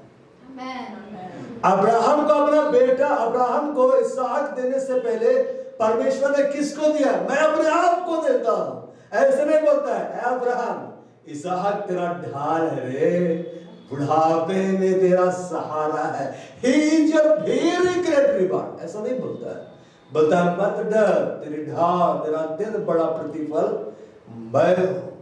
आप जब प्रार्थना में समय बिताएंगे, आप मांगते केवल मत रहे। यीशु मसीह से नहीं बोला मांगो और तुम्हें दिया जाएगा, मत्ती 7:7 खत्म है कि नहीं? मत्ती 7:7 में क्या लिखा है बच्चा? मांगो और तुम्हें दिया जाएगा, ढूंढो नहीं जानता हूं। बच्चे लोग कभी ढूंढते नहीं तो मांगते, माँ दे दे तो 10 रुपये, आइसक्रीम खाना है, पापा दे तो 100 रुपये, आइसक्रीम खाना है, आइसक्रीम। ढूंढो तो तुम पाओगे। प्रार्थना मतलब ढूंढो, उसके उपस्थिति को ढूंढो, उसके सामर्थ्य को ढूंढो, उसके दर्शन की खोज में लगे रहो। खटखटाओ, मुझसे मुलाकात करने के लिए खटखटाओ। मैं तुझे देखना चाहता हूं, मैं तुझे सुनना चाहता हूं। सूखी निर्जल उसर भूमि के ऊपर दाऊद क्या लिखता है? मेरा मन तेरे लिए प्यासा है, मेरा तन तेरे लिए अति अभिलाषी है। प्रार्थना का मतलब कई बार ऐसा होता है, उसके सामने बैठ जाना, उसको देखना, उसको निहारना, उसकी आवाज को सुनना, कि बक बक बक बक करते नहीं रहना, ये अन्य जातियां करते। यीशु मसीह ने कहा शैतान को, लिखा है मनुष्य केवल रोटी ही से नहीं जीता है। बिना रोटी के आप जिंदा रहेंगे, बिना भोजन का आप जिंदा रहेंगे। लेकिन यीशु मसीह क्या बोला? मनुष्य केवल रोटी ही से नहीं जीता, रोटी दे के लिए हर वह वचन जो परमेश्वर के मुंह से निकलता है जिंदा रहेगा। मतलब परमेश्वर के वचन का जो महत्व है और उस वचन के आधार पर प्रार्थना करने के समय का जो महत्व है, वो हमारे भोजन करने से ज्यादा महत्वपूर्ण है, हमारे आराम करने से ज्यादा महत्वपूर्ण है। जब आप अपने भोजन पे कंट्रोल कर लेंगे, अपने आराम के समय पर कंट्रोल कर लेंगे, आप प्रार्थना के समय में अपने आप को देना सीख जाएंगे ना, परमेश्वर आपकी प्रार्थनाओं को सुनकर जवाब देने लग जाएगा। हालेलुया। जब आप मूसा को बुलाता था, ऊपर आ, मुझे तुझसे बात करना है, अबे रुक, अबे मैं खा रहा हूं। वो जाता था कि नहीं? खाना लेके जाता था क्या? पिछली बार 40 दिन के बाद भेजा था, इस बार मैं अपना टिफिन लेके जाऊंगा ना। वो बैठे रहता, बैठना सीखिए। हालेलुया। एक बार बेरेहिल पवित्र आत्मा के साथ बैठा हुआ था बातचीत करने के लिए। नीचे से आवाज आता है, बेरेहिल आप नीचे आओ, खाना बन गया है। अच्छा प्रभु मैं चाहता हूं थोड़ा देर रुको। अच्छा ठीक है, थोड़ा देर बाद मैं आऊंगा। वो प्रभु का बैठा हुआ है, उसको उपस्थिति नहीं। बेरेहिल जल्दी आओ। प्रभु मुझे जाना है, थोड़ा देर रुको। प्रभु क्या चाह रहा था? जल्दी जा, खाकर फिर से आना, रुक जाओ। अब बेरेहिल रुका। क्यों रुका? क्योंकि उसकी उपस्थिति में रहना मेरे आराम करने से ज्यादा महत्वपूर्ण है, मेरे भोजन से ज्यादा महत्वपूर्ण है। कई बार रात को नींद टूटता है कि नहीं? क्यों टूटता है? कहीं टूटा लगता है नींद का गोली खाना पड़ेगा। वो इसलिए टूट रहा, प्रभु उठा रहा, चलो प्रार्थना कर, मुझसे बात कर। मुझसे क्या कर? बात कर। एक बार बेरेहिल एक जगह में था, कलीसिया में कहीं गया, वो सभा लेता था। बहुत भयंकर सभा हुआ क्योंकि रात को प्रार्थना में समय बिताया। पहला सभा में बड़ा बड़ा काम हुआ और फिर उसकी एक वो बोली बनती, रिश्तेदार होते ना कजन लोग, उसके यहाँ गया होटल से दूर। अब भोजन करने के लिए बैठा है और पास्टर लोग का जब बुलाया जाता है ना तो अच्छा से बना के खिलाता है। क्यों? अब खाकर हमको आशीर्वाद दे के जाएंगे। तो पूरा था नॉनवेज आइटम भी होगा। बेरेहिल बैठा खाने की, अंदर में कुछ अजीब सा उसको लगता है। तो पूछता है पवित्र में क्या हो रहा है? कब्रे में जाओ, फिर वापस उठ जाओ, प्रार्थना करो। ऐसे नहीं बोलता खा लो फिर प्रार्थना करो। जाओ और प्रार्थना करो, मतलब अभी भोजन मत करो, अभी आराम मत करो, अभी प्रार्थना करने का समय है। बेरेहिल क्या बोलता है? इतना दूर आ गया, थका हुआ मैं, भूख भी अब लग रही है, सामने लोग बैठे हुए, मेरी इज्जत का धज्जिया उड़ जाएगा। पवित्र आत्मा चुप। पवित्र आत्मा बस समझाता है, दबाव नहीं डालता है। बेरेहिल खाया पिया, वापस गया, अन्य भाषा में बोला होगा, सो गया, उठा, सभा में ले गया। पवित्र आत्मा नहीं है, वो कहा गया मैं नहीं करना। तुमने अपने आराम को महत्व दिया, तुमने अपने भोजन को महत्व दिया, तुमने मेरी आवाज को महत्व नहीं दिया, मैं भी तुझे महत्व नहीं दूंगा। वो दौड़ कर जाता है, प्रभु से पूछता है प्रभु ऐसा क्यों? तो बोला कि तुम याद करो मैंने तुम्हें क्या कहा था। तो बेरेहिल बोलता है लेकिन प्रभु उस समय तो मैं वहां पे था, उस समय तो मैं ये कर रहा था, वो कर रहा था। तब बेरेहिल को समझाता है अगर तुम्हें अभिषेक चाहिए, सामर्थ चाहिए, तुम्हें मूल्य चुकाना होगा। तुम्हें मूल्य क्या होगा? चुकाना होगा। अब बेरेहिल वैसा नहीं करता। हालेलुया। आपको भी ध्यान देना है। हालेलुया। अब है लूका अध्याय 6 पद संख्या 12 हम लोग खुलते हैं। वह क्या लिखा हुआ है वो देखते अच्छी करवा। उन दिनों में वो पहाड़ पर प्रार्थना करने गया, परमेश्वर से प्रार्थना करने में सारे रात बिताई। यीशु मसीह प्रार्थना करने के लिए कहा गया पहाड़ में। हिंदी में लिखा पहाड़, पर इंग्लिश में लिखा हुआ है वर्ड। लूका अध्याय 6 पद संख्या 12। वो पहाड़ में चढ़े, मतलब है वो एकांत स्थान में गए, ऐसे जगह में वो गए कि परमेश्वर उसकी सुने, परमेश्वर से जवाब दे। परमेश्वर मूसा से कहां बातचीत कर रहा था? नीचे ने, ऊपर में। मूसा से परमेश्वर जब बात कर रहा था वो पहाड़ में बात कर रहा था। जलती हुई झाड़ू से दिखलाई दिया, पहाड़ में उसको दिखलाई दिया। पहाड़ में प्रार्थना करने का मतलब यह है आध्यात्मिक रूप से ऐसे स्थान में जाना जहां परमेश्वर आपको मिले।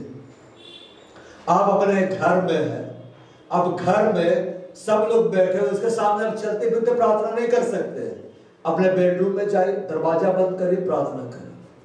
और वो भी नहीं मिल रहा है, किसी को घर में कमरा ही नहीं मिलता, व्यक्तिगत कमरा ही नहीं है।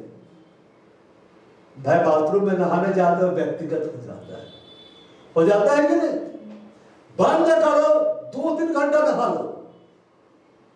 कहने का मतलब आजकल मेरी बेटी आधा रात को भी नहाती है, सुबह नहाती, दोपहर नहाती, शाम नहाती है, जब मन करता तब नहाती। क्यों नहाती है? वो वहां जाकर प्रार्थना करती है। ऐसे बहुत सारे लोग में जो प्रभु में बढ़े, स्ट्रगल हुआ, वो प्रभु से प्रार्थना किए, परमेश्वर उनका सुना। बैठे डाउन हो रहा है क्या? बड़ी जल्दी डाउन हो रहा है? अच्छा ठीक है, पूरा डाउन हो गया। तो आपको ऐसे जगह को ढूंढना है जहां आप सही रीति से प्रभु से प्रार्थना कर सके, सही रीति से अपने आप को खोल सके। वो आपका घर का छत हो सकता है, वो गार्डन हो सकता है, वो आपका बाथरूम हो सकता है, आपका बेडरूम हो सकता है, कोई भी जगह ऐसा हो सकता है। आधा रात को घर से निकलकर खंडहर में नहीं चल जाता है, यही प्रभु मिलेगा। यही प्रभु है, ठीक है ना। वो जंगल में क्या वन पशु आकर उसकी सेवा करते थे, आपका आकर सेवा नहीं करेगा, आपको देख के बोलेगा धन्यवाद। आज हट्टा कट्टा भेज दिया है। मत्ती अध्याय 26 खोलिए, पद संख्या 39। समझ में आ रहा है कि नहीं?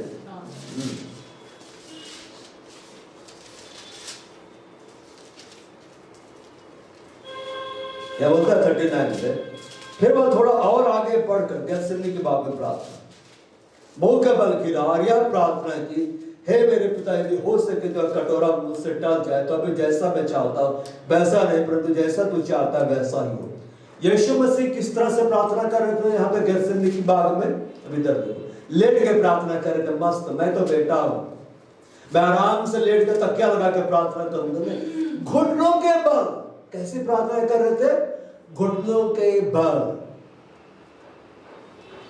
घुटनों में जब आप आते हैं शारीरिक रूप में, आप ये दिखलाते हैं परमेश्वर को, मैं तेरे सम्मुख अपने आप को क्या कर रहा हूं? मैं नम्र बना रहा हूं। मैं तेरे सम्मुख अपने आप को क्या बना रहा हूं? दीन बना रहा हूं। बाइबल में लिखा हुआ है वो दीनों पर अनुग्रह करता है। किस पर अनुग्रह करता है? दीनों पर। नम्र पृथ्वी का अधिकारी हो गया, अब नम्र लोगों को संभालता है, दीनों पर अनुग्रह करता है, घमंडियों का सामना करता है। एक छोटा बच्चा घुटनों के बल प्रार्थना नहीं करता है, मां मेरे को प्लीज दूध पिला दीजिए, वैसा नहीं करता, बस वो वही। लेकिन जब आप घुटनों में आ रहे हैं, मतलब आप मैच्योर्ड पर्सन है ना। ये कौन स्वर्ग उठा लिया गया 8 साल की उम्र में? लियार्डन ना, क्या नाम था लियार्डन? हाँ, रॉबर्टसन लियार्डन। वो 8 साल की उम्र में घुटनों के बल प्रभु से प्रार्थना करता था। परमेश्वर को इतना वो पसंद आ गया कि एक बार जब मैं स्कूल से आया और बाइबल हाथ में पकड़ा था कि थोड़ी देर में आराम करूंगा, फिर मैं बाइबल पढ़ूंगा, पवित्र आत्मा उसको उठाकर सीधे स्वर्ग ले गया। सीधे कहां ले गया? स्वर्ग। 8 साल की उम्र में, क्योंकि 8 साल की उम्र से वो बाइबल पढ़ता था, प्रार्थना करता था, घुटनों के बल प्रार्थना करता था। किसने उसको ऐसा सिखलाया? उसकी नानी ने। किसने सिखलाया? उसकी नानी ने। और हमारी नानी तो क्या क्या सिखलाती है।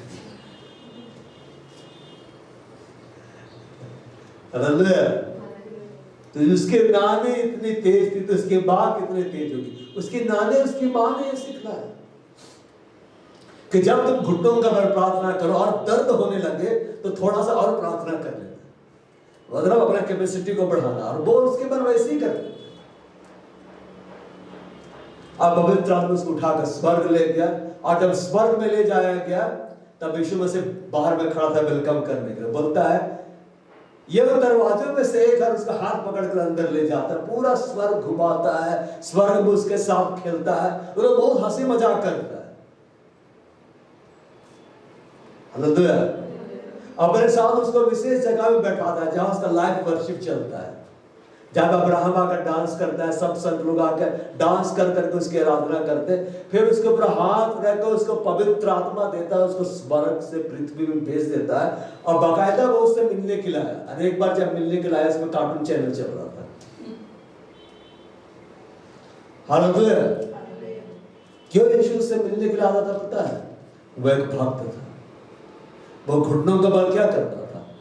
प्रार्थनाएं करता था। एक बार एक व्यक्ति अपने देश में, उसके देश में बहुत सारे ड्रग्स वाले काम होते थे, लीगल कार्य होते थे, वो प्रभु से प्रार्थना करते रहा, और जब देखा प्रार्थना का जवाब नहीं आ रहा, वो अपना जॉब को रिजाइन किया और प्रार्थना करते रहा, बस सेवकाई में चला गया। और परमेश्वर उस एक व्यक्ति की प्रार्थनाओं को सुनकर, उसकी गवाही यूट्यूब में मिल जाएगी। पूरे देश में ऐसा कानून ला दिया ना कि पूरा देश बदल के रख दिया। अब परमेश्वर के बड़े बड़े दास वहां आने लगे और वे उस प्रभु के दास से मिलकर बोले कि आपने इसके लिए क्या मूल्य चुकाया कि देश में इतना बड़ा जागृति आ गया। तो बोला आओ मैं तुम्हें दिखाता वो मूल्य। अब अपना प्रार्थना करने वाला कमरा में ले जाता है, वहां सन का चटाई था। सन की चटाई कितनी आरामदायक होती है, नारियल का सन का चटाई या चटाई बहुत आरामदायक होती है नहीं। वो जगह जगह उसमें गड्ढे बन गए थे, फट गए थे उसके घुटनों के बल प्रार्थना करने से। उसने कहा यही वो मूल्य है जो मैंने चुकाया है। उसने एक बड़ी कीमत अदा की, परमेश्वर ने देश को बदल के रख दिया। आप दिल बन जाओ, नम्र बन जाओ, आप अपने भोजन से ज्यादा प्रार्थना को महत्व दो, आप अपने आराम से ज्यादा प्रार्थना का महत्व दो। आप प्रार्थना पिता की इच्छा को जानो, उसको स्वीकार करो। पिता आपकी प्रार्थना को सुनकर देश को बदल देगा। उसको सिर्फ एक व्यक्ति चाहिए। जब एक व्यक्ति मिल जाता है ना सही रीति से, वो इतिहास बनाता है। रेनहार्ड बांध के एक अकेला शख्स, वो पिता को मिल गया, यीशु को मिल गया, अफ्रीका हिला दिया। आप पिता को बोले मुझे वो व्यक्ति बनना, पवित्र आत्मा को बोले इस देश को बदल देगा। आप देख रहे ना, एक समय था बाहर से बड़े बड़े प्रभु के दास आते थे, अब उल्टा हो गया है, साहब यहां से जा रहा है। इंडिया का प्रचारक लोगों को देखिए, अमेरिका में जाकर प्रचार कर रहा है, हिंदी में चल रहा है, अंग्रेजी में ट्रांसलेशन होता है। हालेलुया। वो घुटनों के बल प्रार्थना किया, मुंह के बल गिरा, दंडवत करके प्रार्थना कर रहा है। इस तरह से भी प्रार्थना की जाता, दंडवत करके झुक के परमेश्वर के सामने अपनी बात को रखना, नम्रता पूर्वक, दीनता पूर्वक। और क्या बोलता अंत में, जैसा मैं चाहता वैसा नहीं, जैसा तू चाहता वैसा ही हो।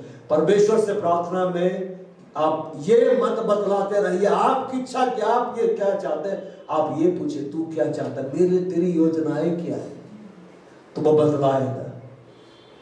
आपके विचार आपके लिए जो है वो छोटे हो सकते हैं, उसका विचार आपके लिए बहुत बड़ा होता है। हालेलुया।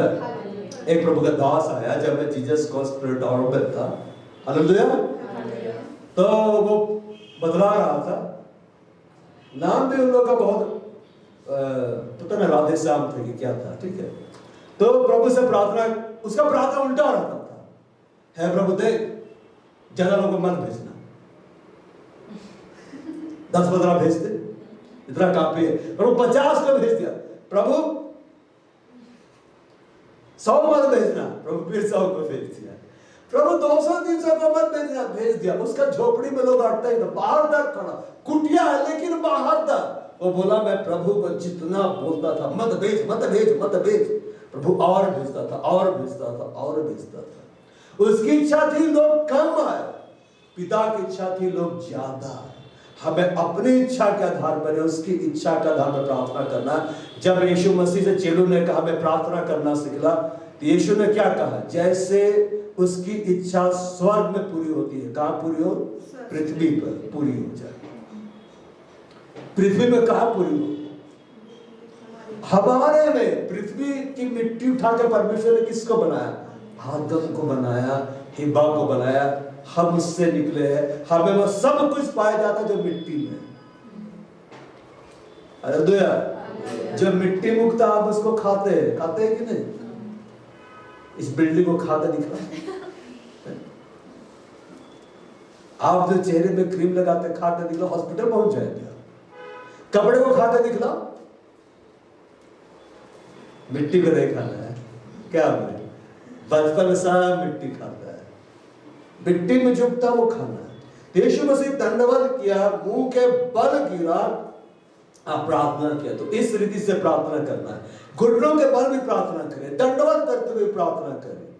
यह परमेश्वर के प्रति गहरे आदर को दिखलाता है, गहरे सम्मान को दिखलाता है। गतसेमनी की बाग में गया और क्या किया, वो प्रार्थना की।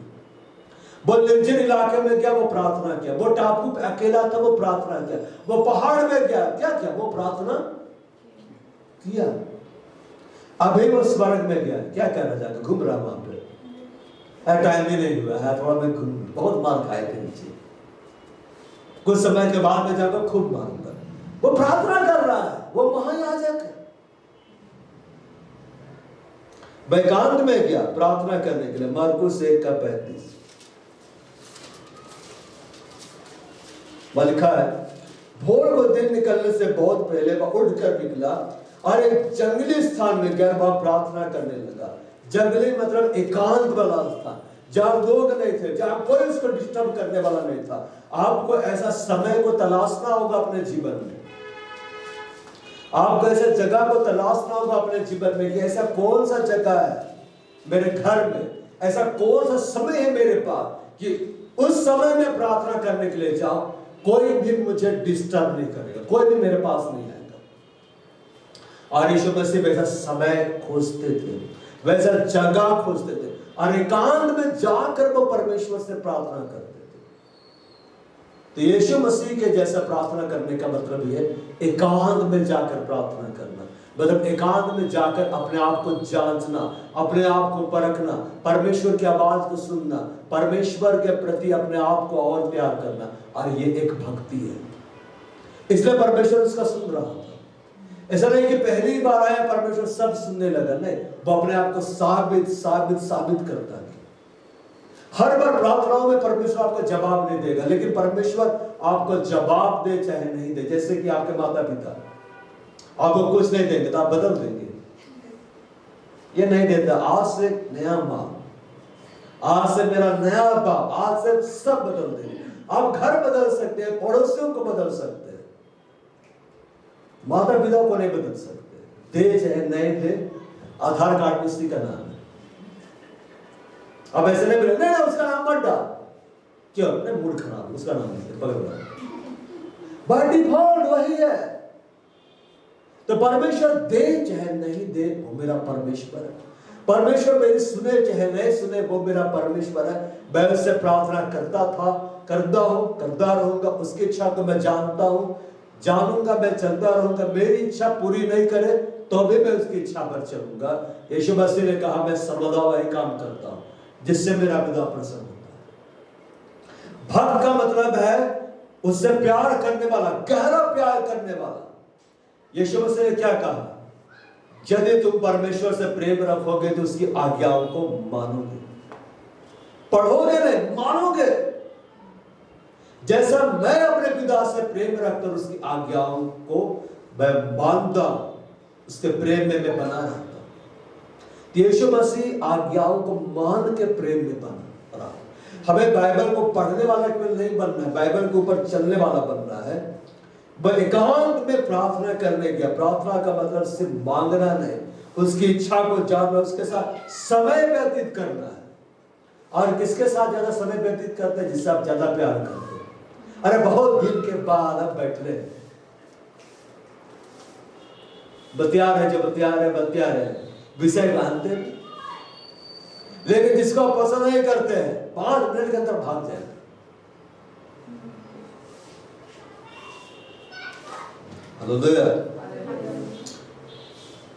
और हम लोग खोलते हैं, एक वचन देखेंगे, फिर अंत करेंगे।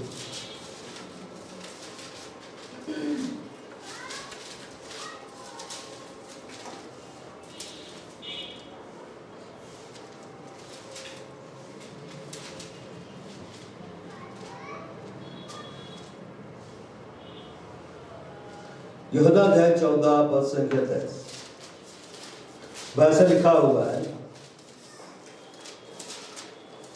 यदि कोई मुझसे प्रेम रखेगा तो वह मेरे वचन को मानेगा, और मेरा पिता उससे प्रेम रखेगा और हम उसके पास आएंगे, उसके साथ वास करेंगे। उसके साथ क्या करेंगे?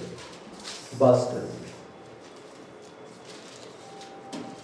15 का 10 हम लोग देखते हैं।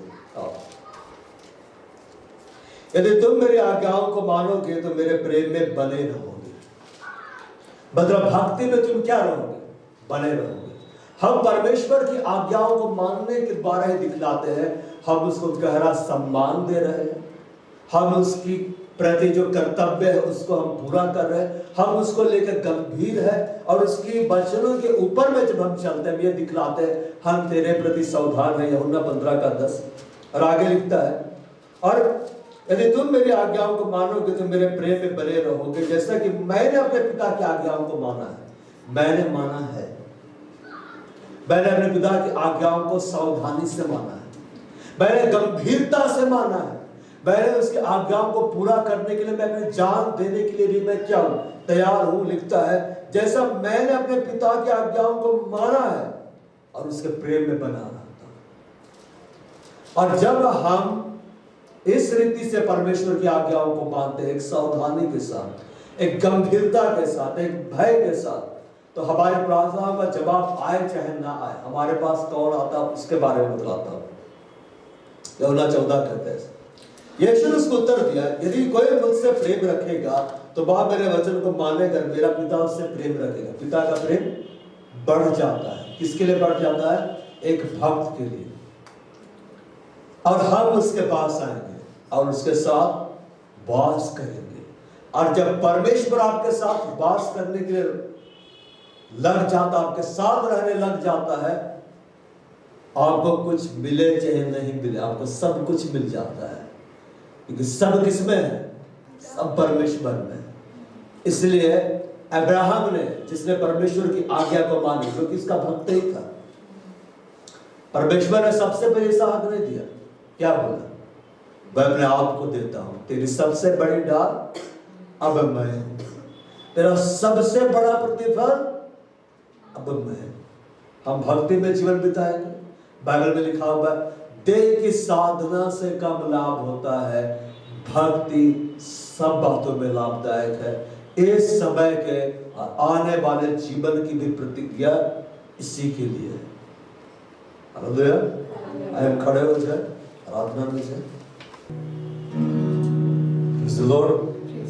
बाबा प्रार्थना पढ़े, से भलाई करने वाला यीशु। गीत को लिखा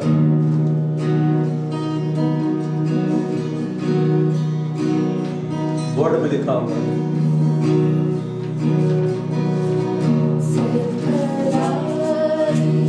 करने वाला यीशु हर बुराई मिटाता है, पाप सारे माफ करता है, नया जीवन मुझे देता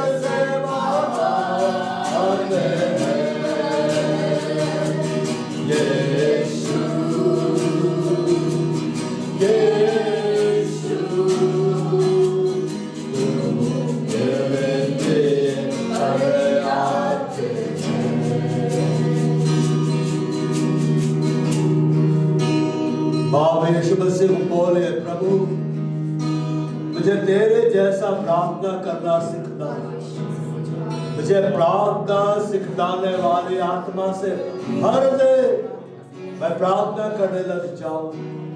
जब यरूशलेम आया, मंदिर के पास आया, उसने कहा मेरा घर प्रार्थना का घर कहलाएगा, मेरे पिता का घर प्रार्थना का घर कहलाएगा। पिता का घर आपको यीशु मसीह प्रार्थना का घर बनाना चाहते हैं, जहां से प्रार्थना की आवाज जाए, जहां से दिन रात प्रार्थना की आवाज जाए। इस घड़ी पवित्र आत्मा को बोले, मुझे प्रार्थना करना सिखाइए। अपने मुंह को खोलकर बोले पवित्र आत्मा को, मुझे प्रार्थना करना सिखाइए। मैं यीशु मसीह के जैसा प्रार्थना करना चाहता हूँ। मैं यीशु मसीह के जैसा प्रार्थना की गंभीरता में बढ़ना चाहता हूँ। मैं अपने भोजन से बढ़कर, अपने आराम से बढ़कर, सब कुछ से बढ़कर मैं यीशु मसीह के जैसा प्रार्थना करना चाहता हूँ। मैं पिता की इच्छा को जानने वाला व्यक्ति बन जाना चाहता हूँ। मैं पिता के संग गहराई में समय व्यतीत करने वाला मैं सब बन जाना चाहता हूँ। इससे खड़े पवित्र आत्मा से कलीसिया भर जाए। प्रार्थना सिखाने वाले आत्मा से कलीसिया भर जाए। यीशु मसीह के नाम में सब लोग प्रार्थना योद्धा बन जाए। यीशु ने अपने चेलों से कहा, यहाँ रुको, मेरे साथ जागो और प्रार्थना करो ताकि तुम परीक्षा में ना पड़ो। यीशु मसीह चाहते थे उसके चेले प्रार्थना करें। यीशु मसीह चाहता है कि आप प्रार्थना करें, क्योंकि यीशु मसीह ने इस पृथ्वी पर जो सबसे बड़ा कार्य किया वो है प्रार्थना करना। पिता की इच्छा को जानने के लिए प्रार्थना करना, पिता के संबंध गहरा करने के लिए प्रार्थना करना, उसके आवाज को सुनने के लिए प्रार्थना करना। और यीशु एकांत में गया और उसने यहोवा से प्रार्थना की। यीशु मसीह निर्जन इलाके में क्या उसने पिता से प्रार्थना की। वो बाग में क्या उसने प्रार्थना की। वो भोर को जल्दी उठा उसने प्रार्थना की। आप उस समय को ढूंढिए जब आप प्रार्थना कर सकते हो। आप उस जगह को ढूंढिए जब आप प्रार्थना कर सकते हो। और जब आप अपने कदमों को बढ़ाएंगे, पवित्र आत्मा आपकी मदद करेगा। वह हमारे निर्बलता अपने सामर्थ्य को सिद्ध करने वाला परमेश्वर है। उसने कहा, मेरा अनुग्रह तुम्हारे पर्याप्त है, तुम्हारे निर्बलताओं में मेरा सामर्थ्य सिद्ध होता है। इस खड़ी सबकी निर्बलताओं पवित्र आत्मा का सामर्थ्य सिद्ध होता चला जाए।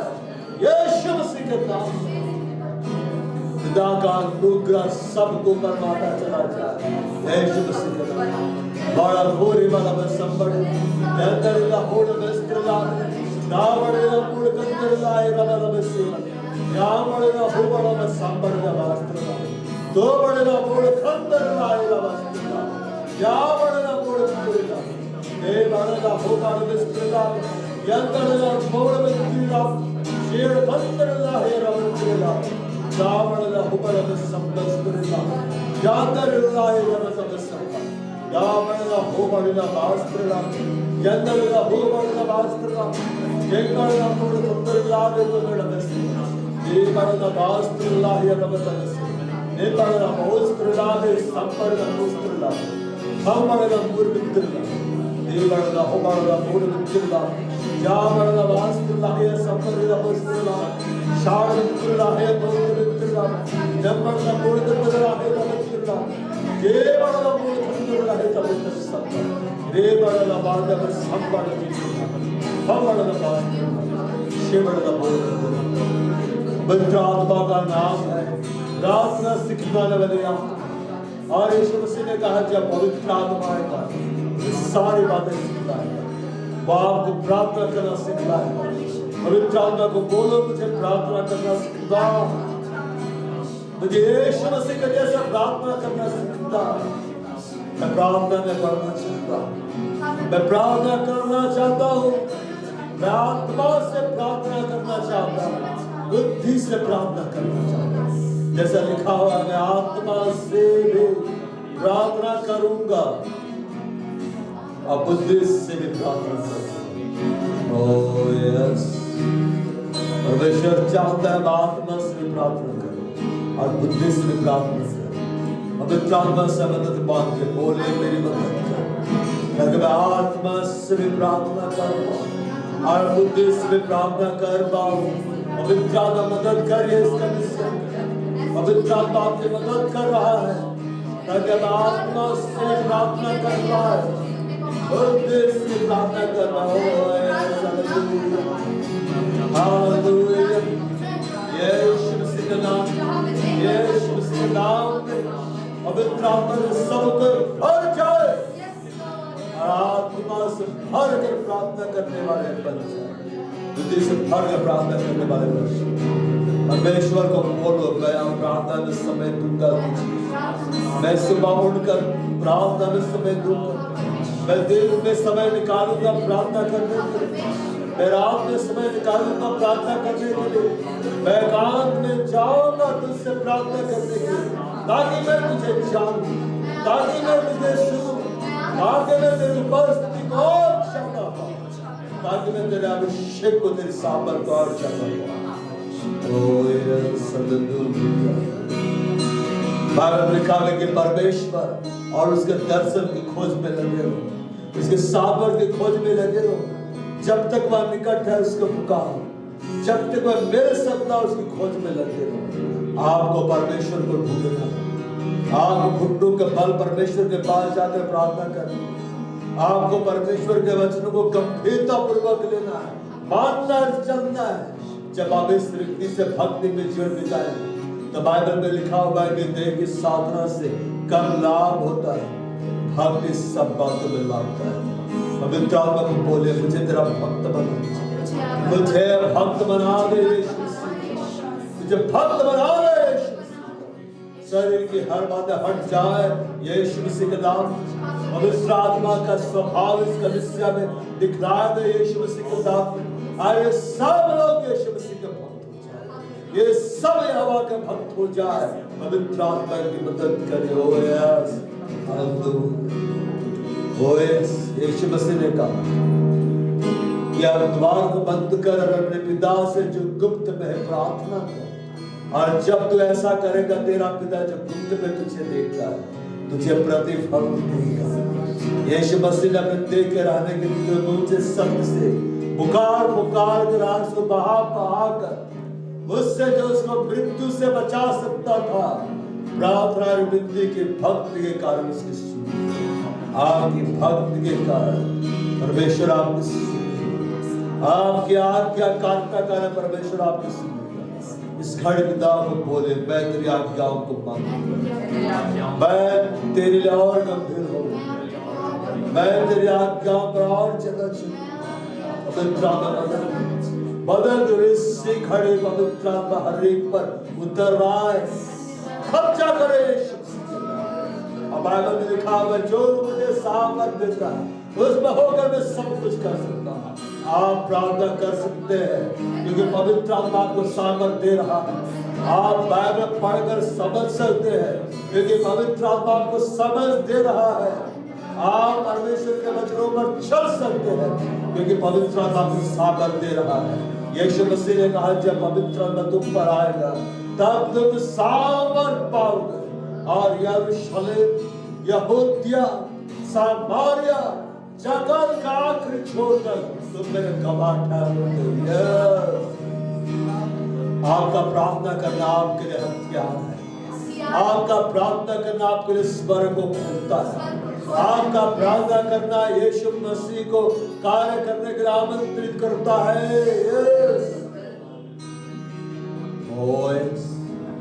यीशु ने उपवास रखा, प्रार्थनाएं की, वो पिता के सम्मुख दीप बन गया, वो संदेह हो गया, उसने अपने आप को नम्र कर दिया, उसने अपने आप को झुका दिया। उसने पिता से कहा, जैसा मैं चाहता हूँ वैसा नहीं, जैसा तू चाहता है वैसा। इस घड़ पिता को बोल अपनी इच्छा को मुझ में प्रकट कर, मेरे लिए तेरी जो योजना है प्रकट कर, तू मुझसे जो चाहता है प्रकट कर, तूने मुझे इस पृथ्वी पर किस काम के लिए रखा है प्रकट कर। मैं तेरी इच्छा को अपने लिए जानना चाहता हूँ, मैं तेरी योजना को अपने लिए जानना चाहता हूँ, मैं तेरे वचनों को समझना चाहता हूँ, मैं तेरी आज्ञा को समझना चाहता हूँ ताकि मैं उस पर चल पाऊं। इस खड़े यीशु को बोलना, मैं तेरी फलवंत डाली बनना चाहता हूँ, मैं तेरी फलवंत लता बन जाना चाहता हूँ, मैं तेरी ऐसी डाली बन जाना चाहता हूँ जो पवित्र आत्मा का हर फल से देगी। यीशु को बोलो, यीशु मेरी मदद कर ताकि मैं पवित्र आत्मा का हर एक फल से लद जाऊं। प्रेम, आनंद, मेल, धीरज, कृपा भलाई विश्वास नम्रता संयम से मैं लग जाए इस खड़े प्रभु को बोलो, प्रभु मुझे चंगा कर, मैं तेरी सेवकाई के लिए चंगा होना चाहता हूँ, मुझे अभिषेक दे, मैं तेरे सवाल होना चाहता हूँ, मुझे अच्छी नौकरी दे, मैं उस धन को तेरे लिए खर्च करना चाहता हूँ, मैं अपने जीवन को तेरे लिए खर्च करना चाहता हूँ, मुझे दीर्घायु दे, मैं अपने जीवन के एक वर्ष को, एक दिन में, एक रात को मैं तेरे महिमा में खर्च कर दूंगा। ओह यस यस, तू अपने प्रेमियों के निकट रहता है, ये सब तेरे प्रेमी हैं। आज तू इन्हें अपनी निकटता में ले रहा है, आज तूने अपने उपवास से भरना, आज तूने अपने अभिषेक से भरना, अपने साबर से भरो। हालेलुया, तेरी महिमा करते हैं।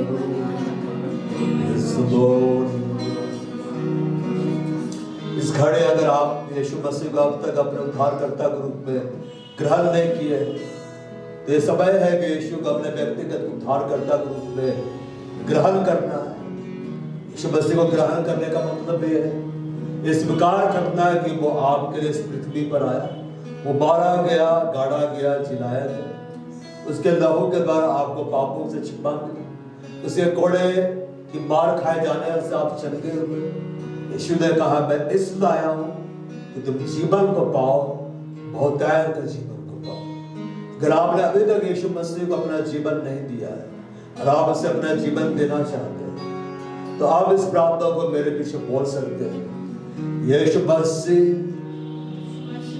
मैं विश्वास करता हूं कि तू परमेश्वर का बेटा है, मैं विश्वास करता हूं कि तू मेरे लिए इस पृथ्वी पर आया, मैं विश्वास करता हूं तू मेरे लिए मारा गया, गाड़ा गया, जिलाया गया, मैं विश्वास करता हूं तूने मेरे सारे पापों को अपने ऊपर ले लिया। मैं तुझे अपना व्यक्तिगत उद्धारकर्ता स्वीकार करता हूं, मैं अपना हृदय तेरे लिए खोलता हूं, मैं अपना जीवन तेरे लिए देता हूं। आज से तू मेरा व्यक्तिगत उद्धार करता है, आज से तू मेरा व्यक्तिगत स्वामी है। अब मैं ये घोषणा करता हूं, यीशु मसीह मैं तेरा हूं और तू मेरा है। मुझे अपने आत्मा से भर और जीवन भर तू मुझे अपने राह में चला। मैं आदर, धन्यवाद, प्रशंसा तुझे देता हूं यीशु मसीह के नाम। आमीन। अगर आपने यीशु मसीह को ये प्रार्थना करके अपना उद्धारकर्ता ग्रहण कर लिया, यीशु मसीह ने कहा इस बात से आनंदित होना, तुम्हारे नाम जीवन की किताब में लिख दिया गया है। आपका नाम जीवन की किताब में लिख दिया गया है। अब यीशु मसीह के बेटे बन गए, बेटियां बन गए। हालेलुया। यीशु मसीह, हम आपका धन्यवाद करें।